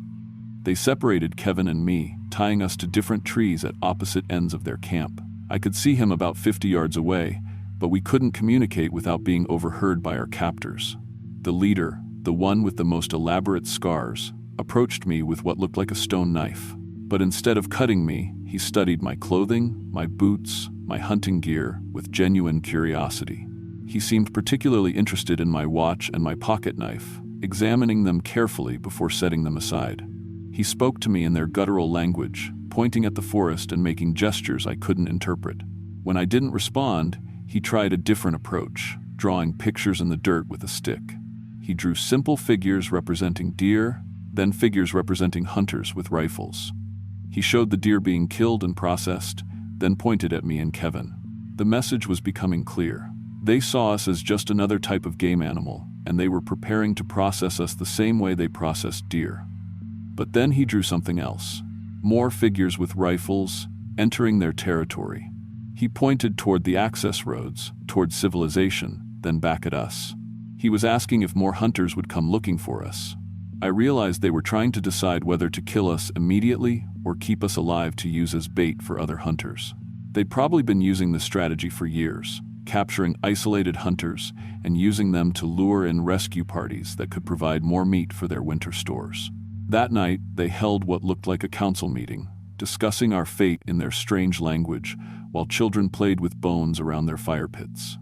Kevin and I were close enough to make eye contact, and I could see the same terrified realization in his expression that I was feeling. We were going to die here. But not quickly. They would keep us alive as long as we were useful for hunting other prey, then butcher us like any other meat animal when they were done with us. I worked at my restraints all night, trying to loosen the rawhide strips they'd used to tie me to the tree. The ropes were wet and had swollen tight, but I managed to work them loose enough to get some circulation back in my hands. Around midnight, most of the camp settled down to sleep, leaving only 2 guards awake to watch us.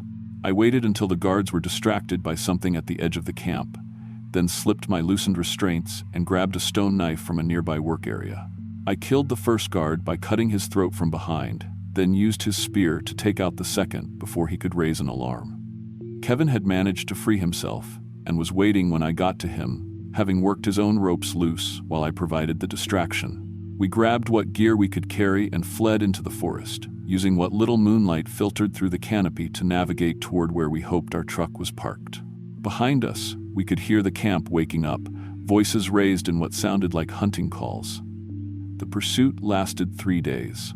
They knew every trail, every hiding spot, every water source in these mountains. We were running on adrenaline and desperation, barely staying ahead of hunters who could track a deer across solid rock and move through the forest with absolute silence. We tried following the creek, hoping the water would confuse our scent trail, but they anticipated that and had people waiting at every point where we might emerge. We tried climbing the ridges to get above them, but they knew the terrain better, and could move faster through the rough country. On the second night, we heard them calling to each other across the valleys, coordinating their search with a precision that suggested military training. These weren't random crazy people living wild in the woods. They were an organized tribe with generations of experience hunting human prey in terrain they knew better than their own bodies. We finally escaped by doing something they didn't expect. We climbed. There was an old fire tower on the highest ridge, probably built by the Forest Service decades ago and long since abandoned. The metal structure was rusty and looked ready to collapse, but it got us 30 feet above the forest canopy where we could see for miles in every direction. From up there, we could see their search pattern. They'd divided the mountains into sections and were systematically sweeping each area, using signals we couldn't hear to coordinate their movements. But they were searching on the ground, and they hadn't thought to look up. We waited in that tower for most of the third day, watching them search the ridges below us. Kevin had managed to save his GPS unit, and we used it to plot a route to the nearest road that would avoid the areas where we'd seen their search parties. That evening, when we could see they'd moved their search to the northern ridges, we climbed down and made our break for civilization. We followed drainage ditches and creek beds, staying off the established trails they would be watching. It took us another full day of hiking to reach a gravel road, then another 6 hours of walking before we found a house where someone was home. The family who helped us called the state police, and within hours we were giving statements to investigators who clearly thought we'd lost our minds in the woods. They searched the mountains for a week, using helicopters and search dogs, but found nothing except some scattered animal bones that could have been from legal hunting activities. The camp we'd described was gone, either moved or so well hidden that searchers couldn't locate it from our descriptions. The official report concluded that we'd gotten lost in the mountains and experienced shared hallucinations brought on by exposure and stress. The investigators suggested that what we'd interpreted as a primitive tribe were probably just local residents who lived off-grid and had helped us when we were in trouble. Kevin and I knew better. I quit my job at the factory and moved to Florida within a month. Kevin sold his family's cabin and hasn't been back to the mountains since. We stay in touch, but we don't talk about what happened up there. Some experiences change you so fundamentally that discussing them just makes the trauma worse. But last week, I got a package with no return address. Inside was a photograph of my current apartment building, taken from the parking lot, showing my car in its assigned space. Written on the back in what looked like charcoal was a simple message: "We remember. They've been tracking me for 8 months, across 3 states, to a place where nobody knows my real name or my connection to those mountains. They found me anyway. I'm moving again next week, somewhere with more people, fewer places to hide. Maybe somewhere with enough police presence that they'll think twice about expanding their hunting territory. But I know they're still out there, still hunting, still adding to their collection of bones. And they remember the ones who got away." Every few months, I check the missing persons reports from West Virginia and eastern Kentucky. Solo hunters who went into the mountains and never came back out. Hiking parties that vanished without a trace. People who drove into the national forest and were never seen again. The numbers are higher than you'd think, higher than the authorities want to admit. Because if you grow up in isolation, if you learn to hunt and survive using methods passed down through generations of people who never had contact with modern civilization, you develop skills that make you nearly impossible to stop. And if your traditional diet includes human meat, well, there's an unlimited supply of prey that walks into your territory voluntarily every hunting season. Kevin's grandfather was right about one thing. There are people living in those mountains who predate the coal companies and the lumber companies, and probably the earliest European settlers. People whose families learned to survive by hunting whatever meat was available, including the occasional lost traveler. They're still there. Still hunting, still adding to their stores of winter meat. And they never forget a face.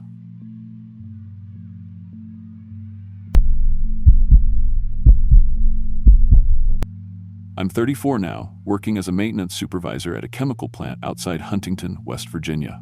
Back when I was 28, I was just another factory worker pulling third shift at an auto parts manufacturer, going through the worst divorce you can imagine. My wife had cleaned out our joint account, filed restraining orders over nothing, and her lawyer was bleeding me dry with endless depositions about every piece of furniture we'd ever bought together. That November, my buddy Carlos mentioned his great-uncle's property up in Mingo County, deep in the Coalfield Mountains where his family had been mining for 4 generations. Carlos said the old man had passed the summer before, leaving behind 800 acres of ridgeline that hadn't seen hunters in over a decade. Place is supposedly crawling with deer.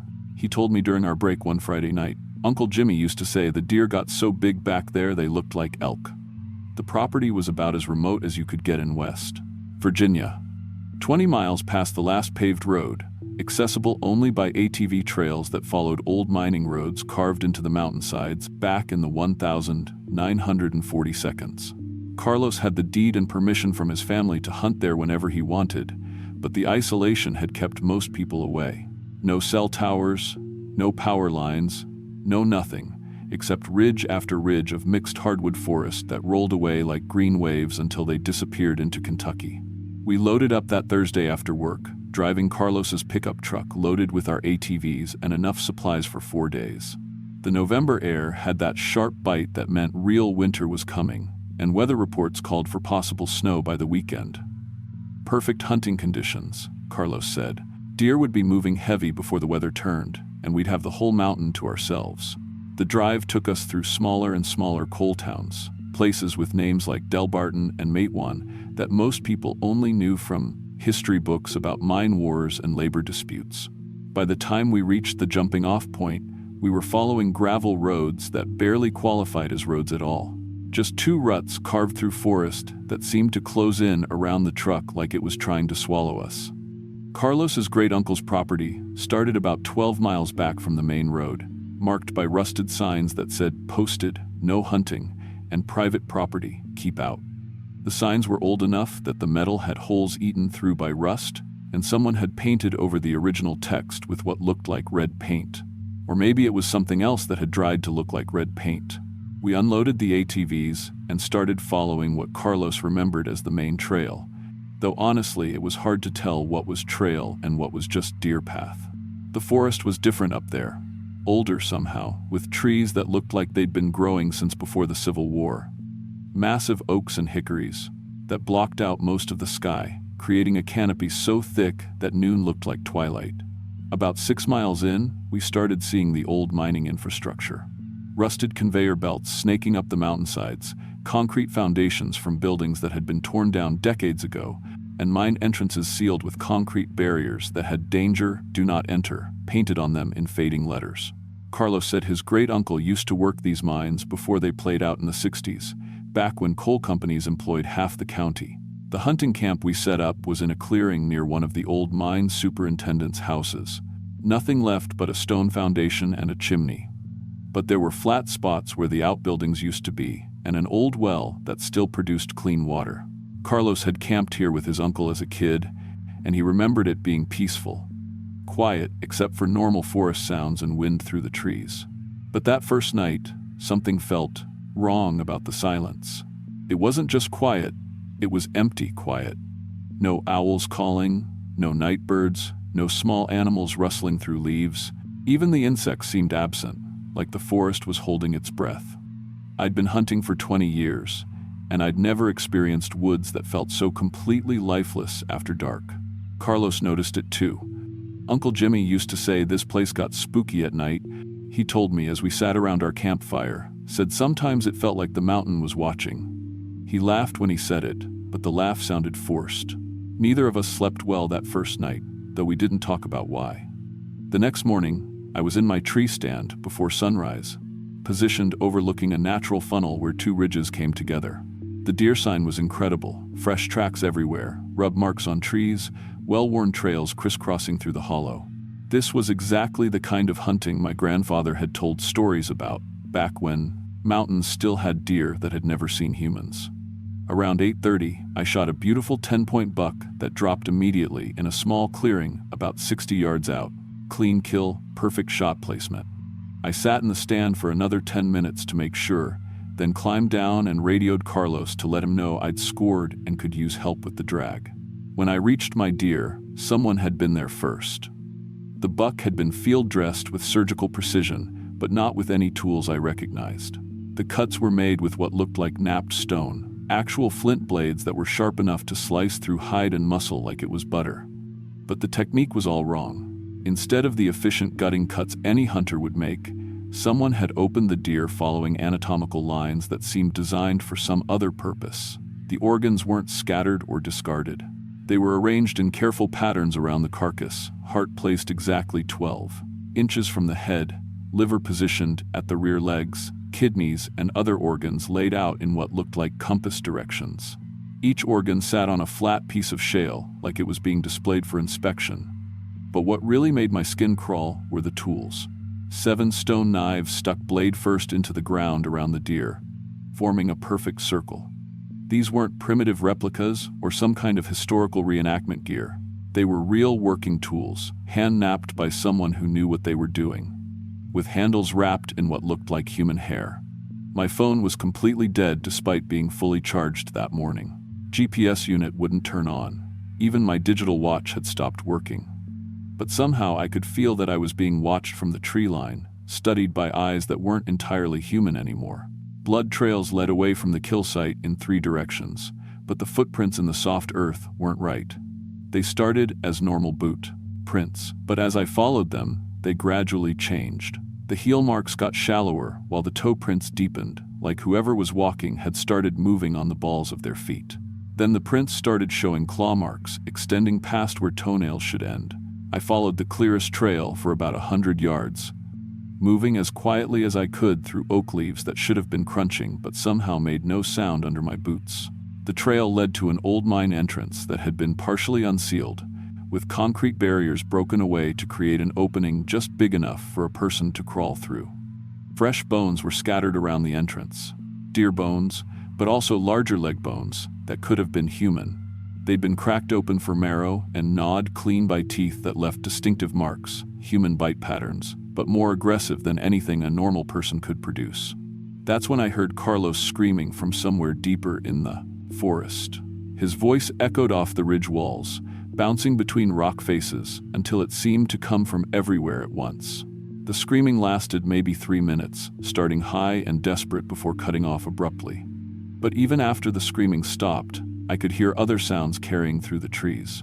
Voices that might have been human once, but had changed into something else. Guttural calling and responses, like a pack communicating during a hunt. I tried to head back toward where Carlos had set up his stand, but every trail I followed seemed to circle back on itself. The forest had become a maze where familiar landmarks appeared in the wrong places and distances stretched longer than they should have been. It was like the mountain itself was rearranging to keep me lost. After an hour of wandering, I found Carlos. He was hanging upside down from a tree, about 50 feet off the main trail, suspended by ropes made from twisted plant fibers.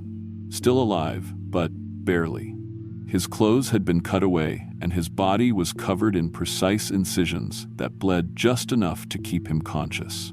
Someone had been testing how he reacted to pain, mapping his nerve responses like they were conducting medical experiments. But the worst part was his eyes. Carlos was conscious and aware, but his pupils were dilated to black circles, and he was drooling uncontrollably. Someone had drugged him with something that kept him paralyzed but alert, unable to move or speak but able to feel everything being done to him. Around the tree, more stone knives were driven into the ground in careful patterns. But these were decorated differently, wrapped with hair of different colors and textures. Blonde hair, brown hair, gray hair. Hair that came from multiple people, collected over time and saved for some purpose I didn't want to understand. I cut Carlos down and tried to carry him back toward our camp, but he was dead weight and barely breathing. Whatever they'd given him was shutting down his nervous system piece by piece. As I dragged him through the forest, I started seeing movement in my peripheral vision. Shapes moving parallel to us through the trees, staying just out of clear sight but close enough that I could hear them breathing. They were herding us towards something. The forest opened into a clearing I hadn't seen before, dominated by the ruins of what looked like an old company town. Foundations from maybe 20 buildings, arranged in neat rows like any coal camp from the mining days. But these ruins were being used for something new. Wooden frames had been built over some of the foundations.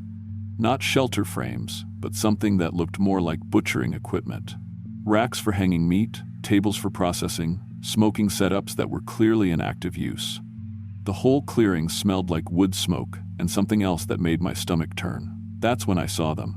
There were maybe 12 people moving around the clearing, but calling them people was generous. They'd been people once, probably recently, but something had changed them into something else. Their movements were wrong, too quick and jerky, like their nervous systems were misfiring. Their skin had a grayish tint and was covered in scratches and bite marks that looked self-inflicted. But their eyes were the worst part. Still human enough to show intelligence, but with a predatory focus that felt completely alien. They watched Carlos and me with the same attention a cat gives a wounded bird, patient, curious, and absolutely certain of the outcome. The largest one approached us, moving with jerky movements that reminded me of a marionette being pulled by invisible strings. When it got close enough, I could see that its teeth had been filed to points, but not deliberately. It looked like they'd been ground down by constant chewing, worn into sharp edges by years of gnawing bones and tearing raw meat. It made sounds that might have been words once, but had degraded into something between human speech and animal communication. The others responded with similar noises, coordinating their movements like a pack, deciding how to divide prey. They separated Carlos from me, dragging him toward one of the wooden frames, while herding me toward what looked like a holding area near the edge of the clearing. But instead of immediate violence, they seemed more interested in observation. They wanted to study how I reacted to fear, test my responses to different stimuli. Over the next several hours, I watched them systematically break down Carlos's psychological defenses before touching him physically. They'd make threatening movements toward him, then back away and watch his fear responses. They'd bring pieces of rotted meat close to his face and force him to smell decay while monitoring how his pupils dilated. This wasn't random sadism. It was systematic conditioning, like they were trying to understand how human psychology worked so they could manipulate it more effectively.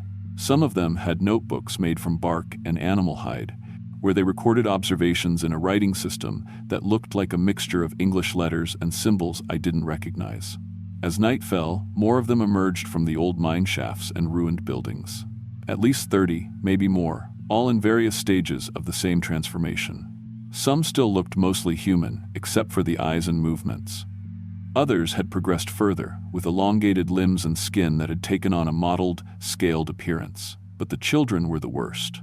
There were maybe 6 kids in the group, ranging from what looked like 8 years old to mid-teens. They'd been changed too, but differently. Instead of the jerky, predatory movements of the adults, the children moved with fluid grace that was somehow more disturbing. They played games with bones and practiced hunting techniques on small animals they'd captured alive. One of the teenage girls approached me that night, moving with movements that were almost normal until you noticed how her joints bent in directions human joints shouldn't go. She spoke in something that was almost English, but with pronunciation that suggested she'd learned the language from people who were already losing their humanity. "You smell like the outside," she told me, her voice carrying harmonics that made my skin crawl. "Most people who come here don't smell like the outside anymore after the first day. You're different."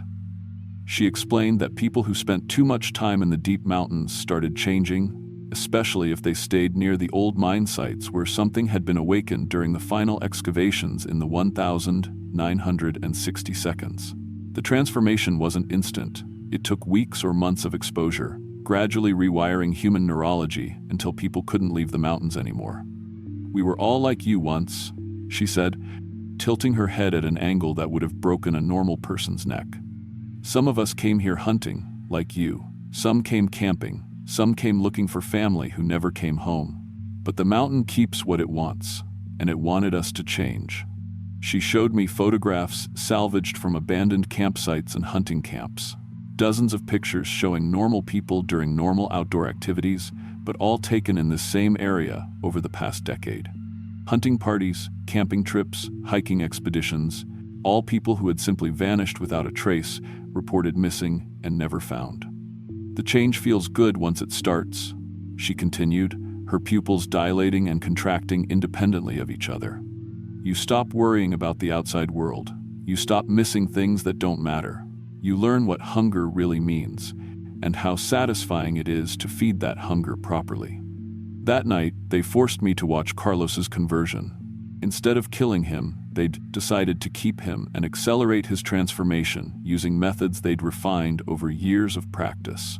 They'd found that extreme psychological trauma could trigger the change faster than gradual exposure, compressing months of conditioning into a single night of systematic horror. They started by forcing him to consume things that should have been psychologically impossible: rotted meat, substances I couldn't identify, liquids that made his pupils dilate until his eyes looked completely black. But instead of vomiting or going into shock, his body began adapting to the foreign substances with frightening efficiency. Within hours, Carlos was moving differently.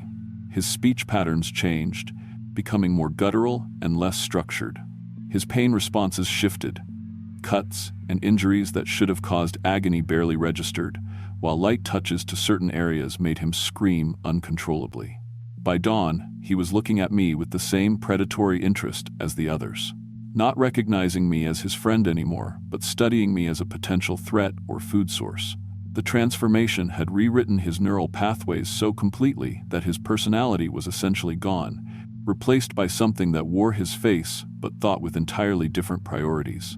That's when I understood that escape wasn't just about getting away from dangerous people. It was about getting away before the mountain could change me too. I'd been feeling it since the first night, a subtle shift in how I perceived things. Colors seemed more vivid, especially reds and browns. Smells carried more information than they should have, letting me track movements and identify individuals by scent alone. My hearing was becoming more acute, picking up sounds from distances that should have been impossible. Most disturbing, I was starting to understand their communication system. The guttural sounds and clicking noises were starting to make sense, carrying complex meanings about territory, hunting strategies, and social hierarchy. I could feel my brain rewiring itself to process information the way theirs did.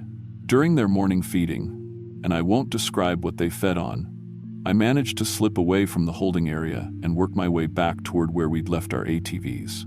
But the forest had changed overnight. Trails I'd walked the day before now led to dead ends or circled back on themselves.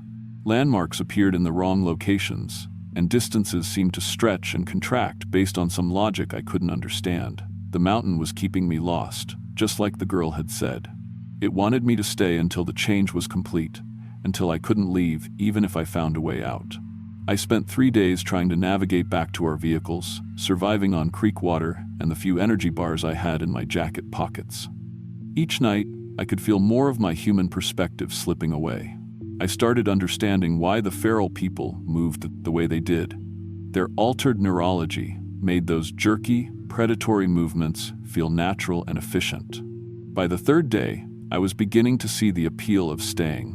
The outside world seemed increasingly abstract and unimportant compared to the immediate reality of survival, hunting, and feeding. The idea of returning to factory work and divorce lawyers felt like a joke compared to the clarity of purpose I was developing. That's what saved me, recognizing the change in my own thinking and using the last of my human perspective to fight against it. I found our ATVs on the 4th day, but only because I'd stopped trying to navigate rationally and started following scent trails like an animal. My human conscious mind was nearly gone, but my changing neurology was becoming efficient at tracking and spatial reasoning in ways human brains aren't designed for. The ATV started on the first try, and as soon as I got 5 miles away from the mining area, my phone came back too. Life with 17 missed calls and dozens of text messages from family and coworkers wondering where I'd disappeared to. Authorities found the clearing 3 days later, but it was empty except for evidence of recent habitation. The wooden frames were still there, along with bones that were later identified as coming from at least a dozen different people. But the feral population had vanished back into the mine shafts and deep forest, taking Carlos with them. The investigation lasted 6 months, but searchers never found any living people in the area. They did find abandoned campsites dating back years. Personal belongings from missing persons cases stretching back to the 1,990 seconds, and evidence of habitation in the sealed mine tunnels that suggested a significant population had been living underground for decades. I moved to Florida immediately after giving my statement, but the changes had already begun. Even now, 6 years later, I have to take medication to suppress the enhanced senses and altered perception patterns. Bright lights cause severe headaches, processed food makes me violently ill, and I can still track people by scent from distances that shouldn't be possible. But the worst part is the dreams. Every few months, I have dreams where I'm back in those mountains, and the change is complete. I'm moving through the forest with fluid efficiency, communicating with the others through sounds and scent markers, hunting with predatory focus that feels more satisfying than anything I experienced as a normal human. In the dreams, I'm happy, fulfilled in a way that makes my current life seem empty and pointless. I wake up from those dreams with an overwhelming urge to drive back to West Virginia, and some nights the urge is so strong I have to force myself to throw my car keys in the trash. Last month, I got a package with no return address. Inside was a photograph of me taken through my apartment window, along with a map showing the route from Florida to Mingo County, with the travel time calculated in neat handwriting. At the bottom, someone had written, "The mountain misses you. The change is waiting to finish." I'm moving to Oregon next week, but honestly, I don't think distance matters anymore. Part of me is already back there, and part of them is here with me. The change doesn't require physical presence. It just requires time and the right kind of thinking. Sometimes I catch myself planning the most efficient route back to those mountains, and I have to remind myself that I'm supposed to be running away from them, not toward them. But the reminder is getting harder to remember, and the urge to go home is getting stronger. I know I'm going to go back eventually. Not because I want to, but because the part of me that doesn't want to is getting smaller every day. And the part that remembers what it felt like to be truly alive is growing larger. The mountain is patient, and it doesn't give up on what it wants to keep.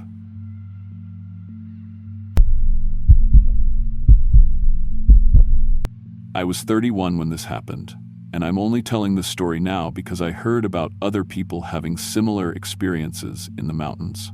Maybe if I'd known what to look for, things would have been different. But probably not. I'd been running my auto repair shop in Cookeville, Tennessee for 7 years at that point. Nothing fancy, just a 2-bay garage where I fixed whatever people brought me. The work was steady enough that I'd finally saved up for a decent tow truck, a '98 Ford with a wheel lift that I bought from a guy over in Crossville. It wasn't pretty, but it had good bones and could handle anything I needed to haul. The shop was my life back then. I lived in the apartment above it, worked 6 days a week, and spent most of my free time either fixing my own vehicles or helping friends with theirs. I wasn't married. My ex-wife had left 2 years earlier, said she was tired of competing with carburetors and transmissions for my attention. Looking back, she wasn't wrong about that. November in Tennessee can fool you. That particular day started out mild enough that I'd worked in just a t-shirt all morning, but the weather service was calling for a cold front to move through that evening. By late afternoon, I could feel the temperature starting to drop, and the sky had that heavy gray look that means business. I had one last pickup to make. A guy named Jenkins, who lived way out past Sparta, had called about his Chevy pickup that wouldn't start. He was a good customer, always paid in cash, and since it was on my way to nowhere in particular, I figured I'd drive out and take a look. Besides, the overtime would help with the truck payment. The Jenkins place was about 25 miles from my shop, most of it on state highways, until you got to the back roads that wind through some of the most isolated country in Middle Tennessee. It's beautiful in its way, rolling hills covered in oak and maple, with the occasional farmhouse set back from the road like it's hiding from something. But it can feel pretty empty when you're out there alone, especially when the sun starts going down early like it does in November. I'd made the drive twice before, so I thought I knew the route. Take Highway 111 north, then cut east on County Road 284 that winds through the hills for about 8 miles before you hit the gravel drive that leads up to Jenkins' house. Simple enough, and both previous trips had been in daylight without any problems. But this time, my own truck decided to betray me about 15 miles out. I was cruising along at 55 when I heard this grinding noise from under the hood, followed by the transmission starting to slip. The engine was running fine, but when I pressed the gas, the RPMs would climb without the truck actually gaining speed. Classic transmission failure, which was ironic since that's what I diagnosed for other people every day. I managed to nurse it to a wide spot on the shoulder before it gave up completely. By the time I got stopped and popped the hood, the sun was already behind the ridgeline, and that sudden mountain darkness was settling in fast. The temperature had dropped at least 15 degrees in the past hour, and I could see my breath misting in the beam of my flashlight. I spent the better part of an hour trying to diagnose the problem with the tools I keep in my toolbox. The transmission fluid looked fine, not burnt, decent level, no metal shavings. But when I crawled under the truck to get a closer look, I found the problem. A crack in the transmission case that was weeping fluid onto the gravel. Not something you fix roadside, especially not in the dark with basic tools. My cell phone showed 1 bar, then no signal, then 1 bar again, that useless dance you get in the mountains when you're just barely in range of a tower 20 miles away. I was at least that far from the nearest town in either direction, with nothing around me but forest and the occasional logging road that probably hadn't seen traffic in months. I'd just resigned myself to a cold night in the truck cab when I saw headlights coming from the direction I'd been traveling. They moved slowly, like whoever was driving knew these roads well enough to take their time on the curves. I felt a surge of relief as they approached, thinking about how I'd tell this story later, saved by the kindness of strangers in the mountains. The vehicle that pulled up behind me was an old pickup truck, maybe early 82nds Ford from what I could see in my flashlight beam. It was in better shape than you'd expect for its age, primer gray, with professionally painted black accents, a matching tonneau cover, and a toolbox that looked well used but well maintained. The kind of truck you see all over rural Tennessee, owned by someone who knows how to keep old iron running. 4 people climbed out, a man who looked to be in his 50s, a woman about the same age, and 2 young people who appeared to be in their late teens or early 20s, a young man and a young woman. What struck me immediately was how they were dressed. Not in the Carhartt and Dickies you'd expect from mountain folks, but in clothes that looked handmade. Heavy cotton pants, flannel shirts that had been patched and repatched, sturdy leather boots that showed serious wear but were obviously well cared for.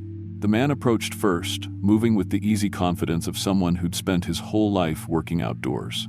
"Truck trouble?" he asked. And his accent was thick mountain Tennessee, not the exaggerated drawl you hear on TV, but the real thing, passed down through generations of families that had never lived anywhere else. When I explained my situation, he nodded knowingly. "Transmission's the weak point on them Fords," he said. "Mind if I take a look?"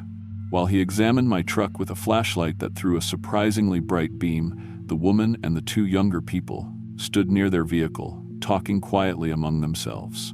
They seemed friendly enough. The woman smiled when I looked her way, and the young people were polite in that formal way you sometimes encounter in rural areas, saying "yes, sir," and "no, sir" when I asked basic questions. "You ain't fixing this tonight," the man said after a thorough inspection. "That case is cracked pretty good. Gonna need proper tools, and probably some welding to make it right." The family introduced themselves. The man said his name was Earl, the woman was Ruth, and the young people were Tommy and Sarah. They explained that they lived a few miles back in the woods and offered to give me a ride to their place where I could use their phone to call for help in the morning. I was grateful for the offer and started loading my tools into their truck bed. That's when I noticed the smell, not exactly unpleasant but distinctive. It reminded me of the root cellar my grandmother had when I was a kid, that earthy, musty scent of old stone and damp wood. But there was something else underneath it, something wilder and more organic, like the smell of wet leaves mixed with something I couldn't quite identify. During the ride to their place, the family seemed normal enough. They asked about my business, talked about the weather, mentioned that their family had been living on the same land for quite a while, though they were vague about exactly how long. Earl demonstrated a solid understanding of automotive systems, asking intelligent questions about my diagnostic process. Ruth talked about how they raised most of their own food and rarely needed to go into town for supplies. The road to their place was longer than I'd expected, a dirt track that wound through stands of oak and pine for what felt like miles. The headlights picked out deer eyes reflecting from the tree line, and once what looked like a much larger animal that disappeared too quickly for me to get a good look at it. Their house sat in a clearing surrounded by old-growth forest, a log structure that looked like it had been built by hand sometime in the distant past. The logs were massive, the kind you don't see in modern construction, and the chinking between them looked like it had been maintained and re-maintained over decades. A stone chimney was already sending wood smoke into the evening air, and kerosene lamps glowed in the windows. The place was completely self-sufficient. No power lines ran back this far, and they got their electricity from a combination of solar panels and a water wheel that used a creek I could hear running somewhere behind the house. Ruth cooked on a propane stove, and they drew water from a hand-dug well with a pump that looked like it had been in use for generations.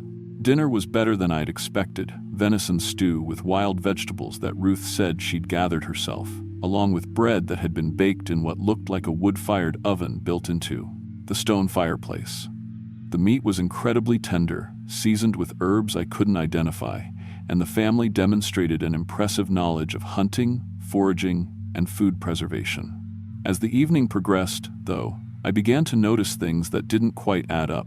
When the lamplight caught their eyes at certain angles, they seemed to reflect the light not dramatically, just a brief glint that could have been my imagination. And despite being fairly large people, they moved around the cabin with an almost supernatural quiet. Their footsteps were barely audible on the wooden floors, and they seemed to glide rather than walk. Earl's hands, while heavily calloused, as you'd expect from someone living this kind of life, had calluses in unusual places.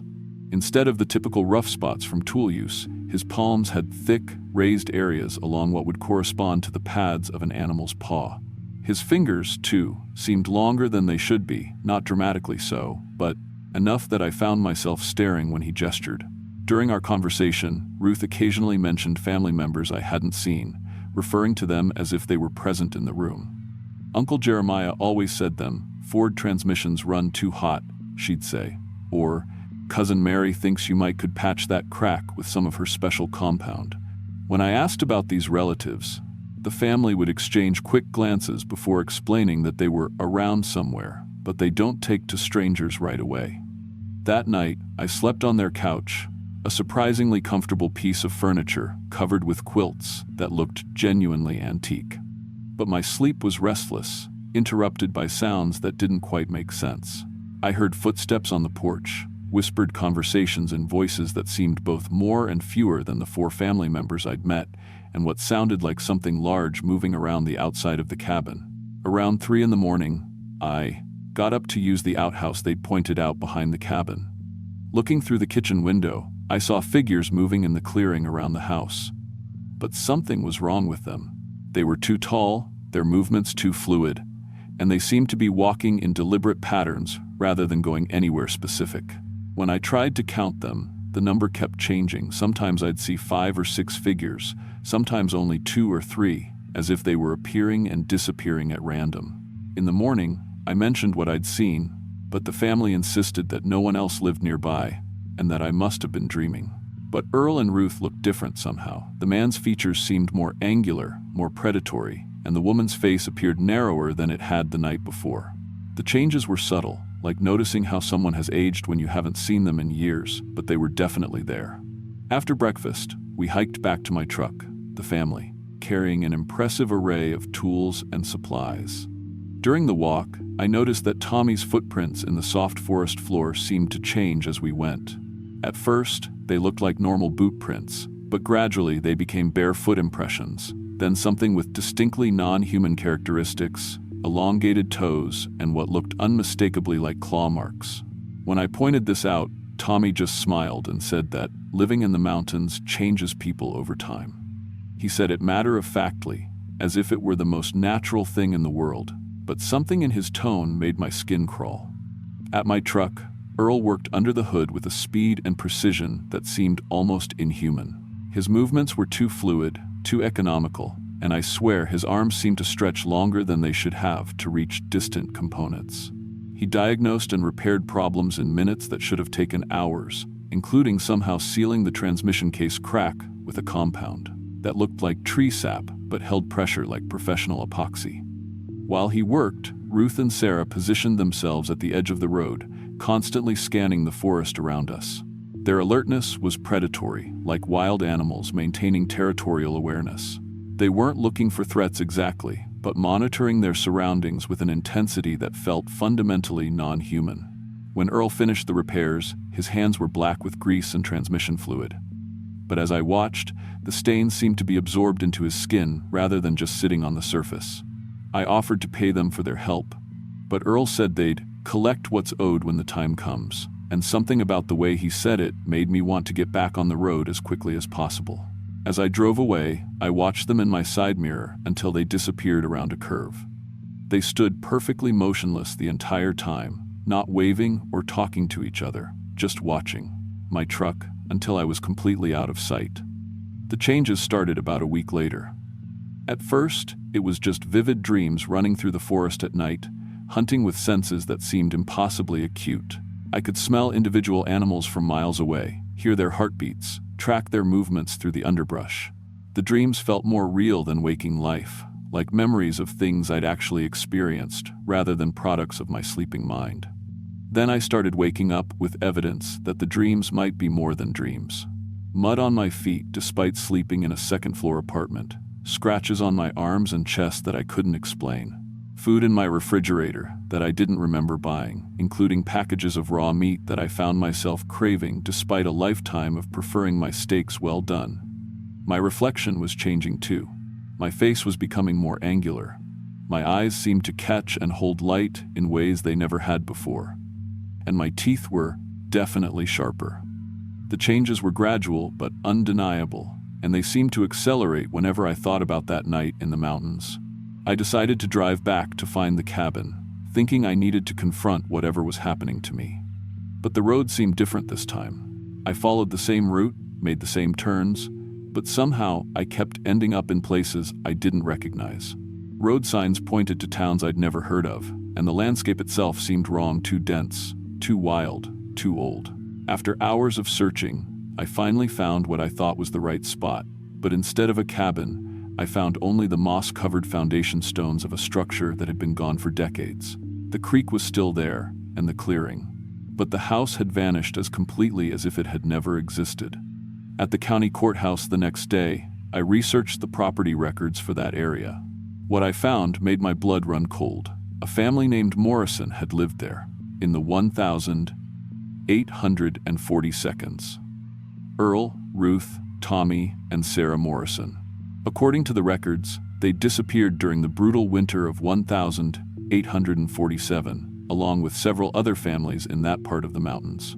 The official explanation was that they'd probably died of exposure or starvation, but local folklore suggested something different. The old stories, preserved in county historical archives, spoke of families who'd gone to the woods during hard times, people who'd chosen to become something other than human, rather than face starvation or death from cold. These families, the stories claimed, still lived in the deepest parts of the mountains, surviving by taking on the characteristics of the wild things that shared their domain. I realized I hadn't been helped by living people, but by something that had taken the Morrison family's identities and had been wearing them for over 150 years. And now they'd marked me as one of their own. That night, Earl appeared in my garage while I was working late. But his human disguise was failing. His skin looked too tight, stretched over bone structure that wasn't quite right. His movements had the predatory grace of something that had never really been human, just something that had learned to imitate humanity well enough to get close to its prey. "Time to come home," he said, and his voice carried harmonics that human vocal cords couldn't produce. "You've been part of our family since the moment you accepted our help. The debt's come due." His face began shifting as he spoke, features flowing like water, revealing glimpses of something ancient and wild underneath the stolen human appearance. I grabbed a tire iron and swung at him, but it passed through him like he was made of mist and moonlight. He laughed with a sound like wind through dead leaves and told me that fighting only made the transformation more painful. The next morning, I found the bones. They were arranged around my shop in patterns that hurt to look, at directly geometric designs that seemed to shift and writhe when I tried to focus on them. Some were obviously animal bones, but others looked disturbingly human, weathered white by decades of exposure to the elements. My reflection was becoming unrecognizable. My face was longer, more muzzle-like, and my teeth had become genuine fangs. My hands were developing those same distinctive calluses I'd noticed on Earl's palms, and my fingernails were growing thick and claw-like despite my attempts to keep them trimmed. I tried to leave town, packing everything I could fit in my truck and choosing routes that would take me as far from those mountains as possible. But it didn't matter which direction I drove or how carefully I planned my escape. Every road led back to that same stretch of forest where my transmission had originally failed. The GPS would show me traveling north toward Kentucky, but somehow I'd end up on that familiar county road, looking at the same spot where this all began. The Morrison family was waiting for me there, but they weren't bothering with human shapes anymore. What I saw were creatures of fur and fang and intelligent, hungry eyes, things that might once have been people, but had chosen to become something else entirely. They welcomed me with sounds that were half human speech and half animal communication, and I understood that resistance was not only futile but unnecessary. I was changing whether I fought it or not. The only choice was whether to embrace what I was becoming or to suffer through a transformation that would happen regardless of my wishes. They taught me to hunt that first night, running through the forest on legs that bent in new ways, using senses that could track a deer's fear scent from miles away. I learned to taste the emotional states of prey animals, to read the stories written in scent trails, to become the apex predator that humans had forgotten they could be. The old Morrison cabin appeared, around dawn, solid and real, as if it had never been gone. I understood then that it existed in a space between the human world and whatever realm my new family truly inhabited, visible only to those who belonged to both worlds. I still run my repair shop, but everything's different now. Customers comment on how much better my diagnostic skills have gotten, how I can identify problems just by listening to an engine idle. They don't know that I can smell metal fatigue, hear the microscopic changes in bearing surfaces, detect component failures days before they become apparent to normal senses. Late at night, when the shop is closed and the town is asleep, I shed the human shape I wear during business hours and run the mountains with my family. We hunt together, feed together, and collect payment from travelers who accept our help on dark mountain roads. The process is always the same. We find someone stranded, offer assistance, and provide shelter for the night. We feed them well and treat them kindly, because gratitude makes the transformation smoother. By the time they realize what's happening, the changes have already begun. Some fight it longer than others. Some accept their new nature quickly and join our hunts within weeks. Others resist for months, clinging to their human identities even as their bodies betray them. But the outcome is always the same. The debt must be paid, and we are patient collectors. We've been doing this for generations, growing our family one stranded traveler at a time. There are dozens of us now, scattered throughout the Appalachian Mountains, wearing the faces of people who disappeared decades or centuries ago. We help those in need because helping creates obligation, and obligation creates opportunity. If you're ever traveling the back roads of eastern Tennessee and your car breaks down after dark, you might meet a friendly family willing to lend a hand. They'll seem normal enough at first, helpful mountain folks who know their way around engines and aren't shy about offering shelter to a stranger. But pay attention to the details. Notice how quietly they move, how their eyes catch the light, how their hands seem just slightly wrong for human hands. Listen carefully to what they say about payment and family obligations. Because once you accept their help, once you eat at their table and sleep under their roof, you've entered into a contract that can't be broken. The debt will come due eventually, and when it does, you'll understand that some kinds of help come with a price higher than you ever imagined you could pay. The mountains have always been hungry places, and my family has learned to feed that hunger well. We're patient, we're kind, and we always collect what we're owed. Welcome to the family.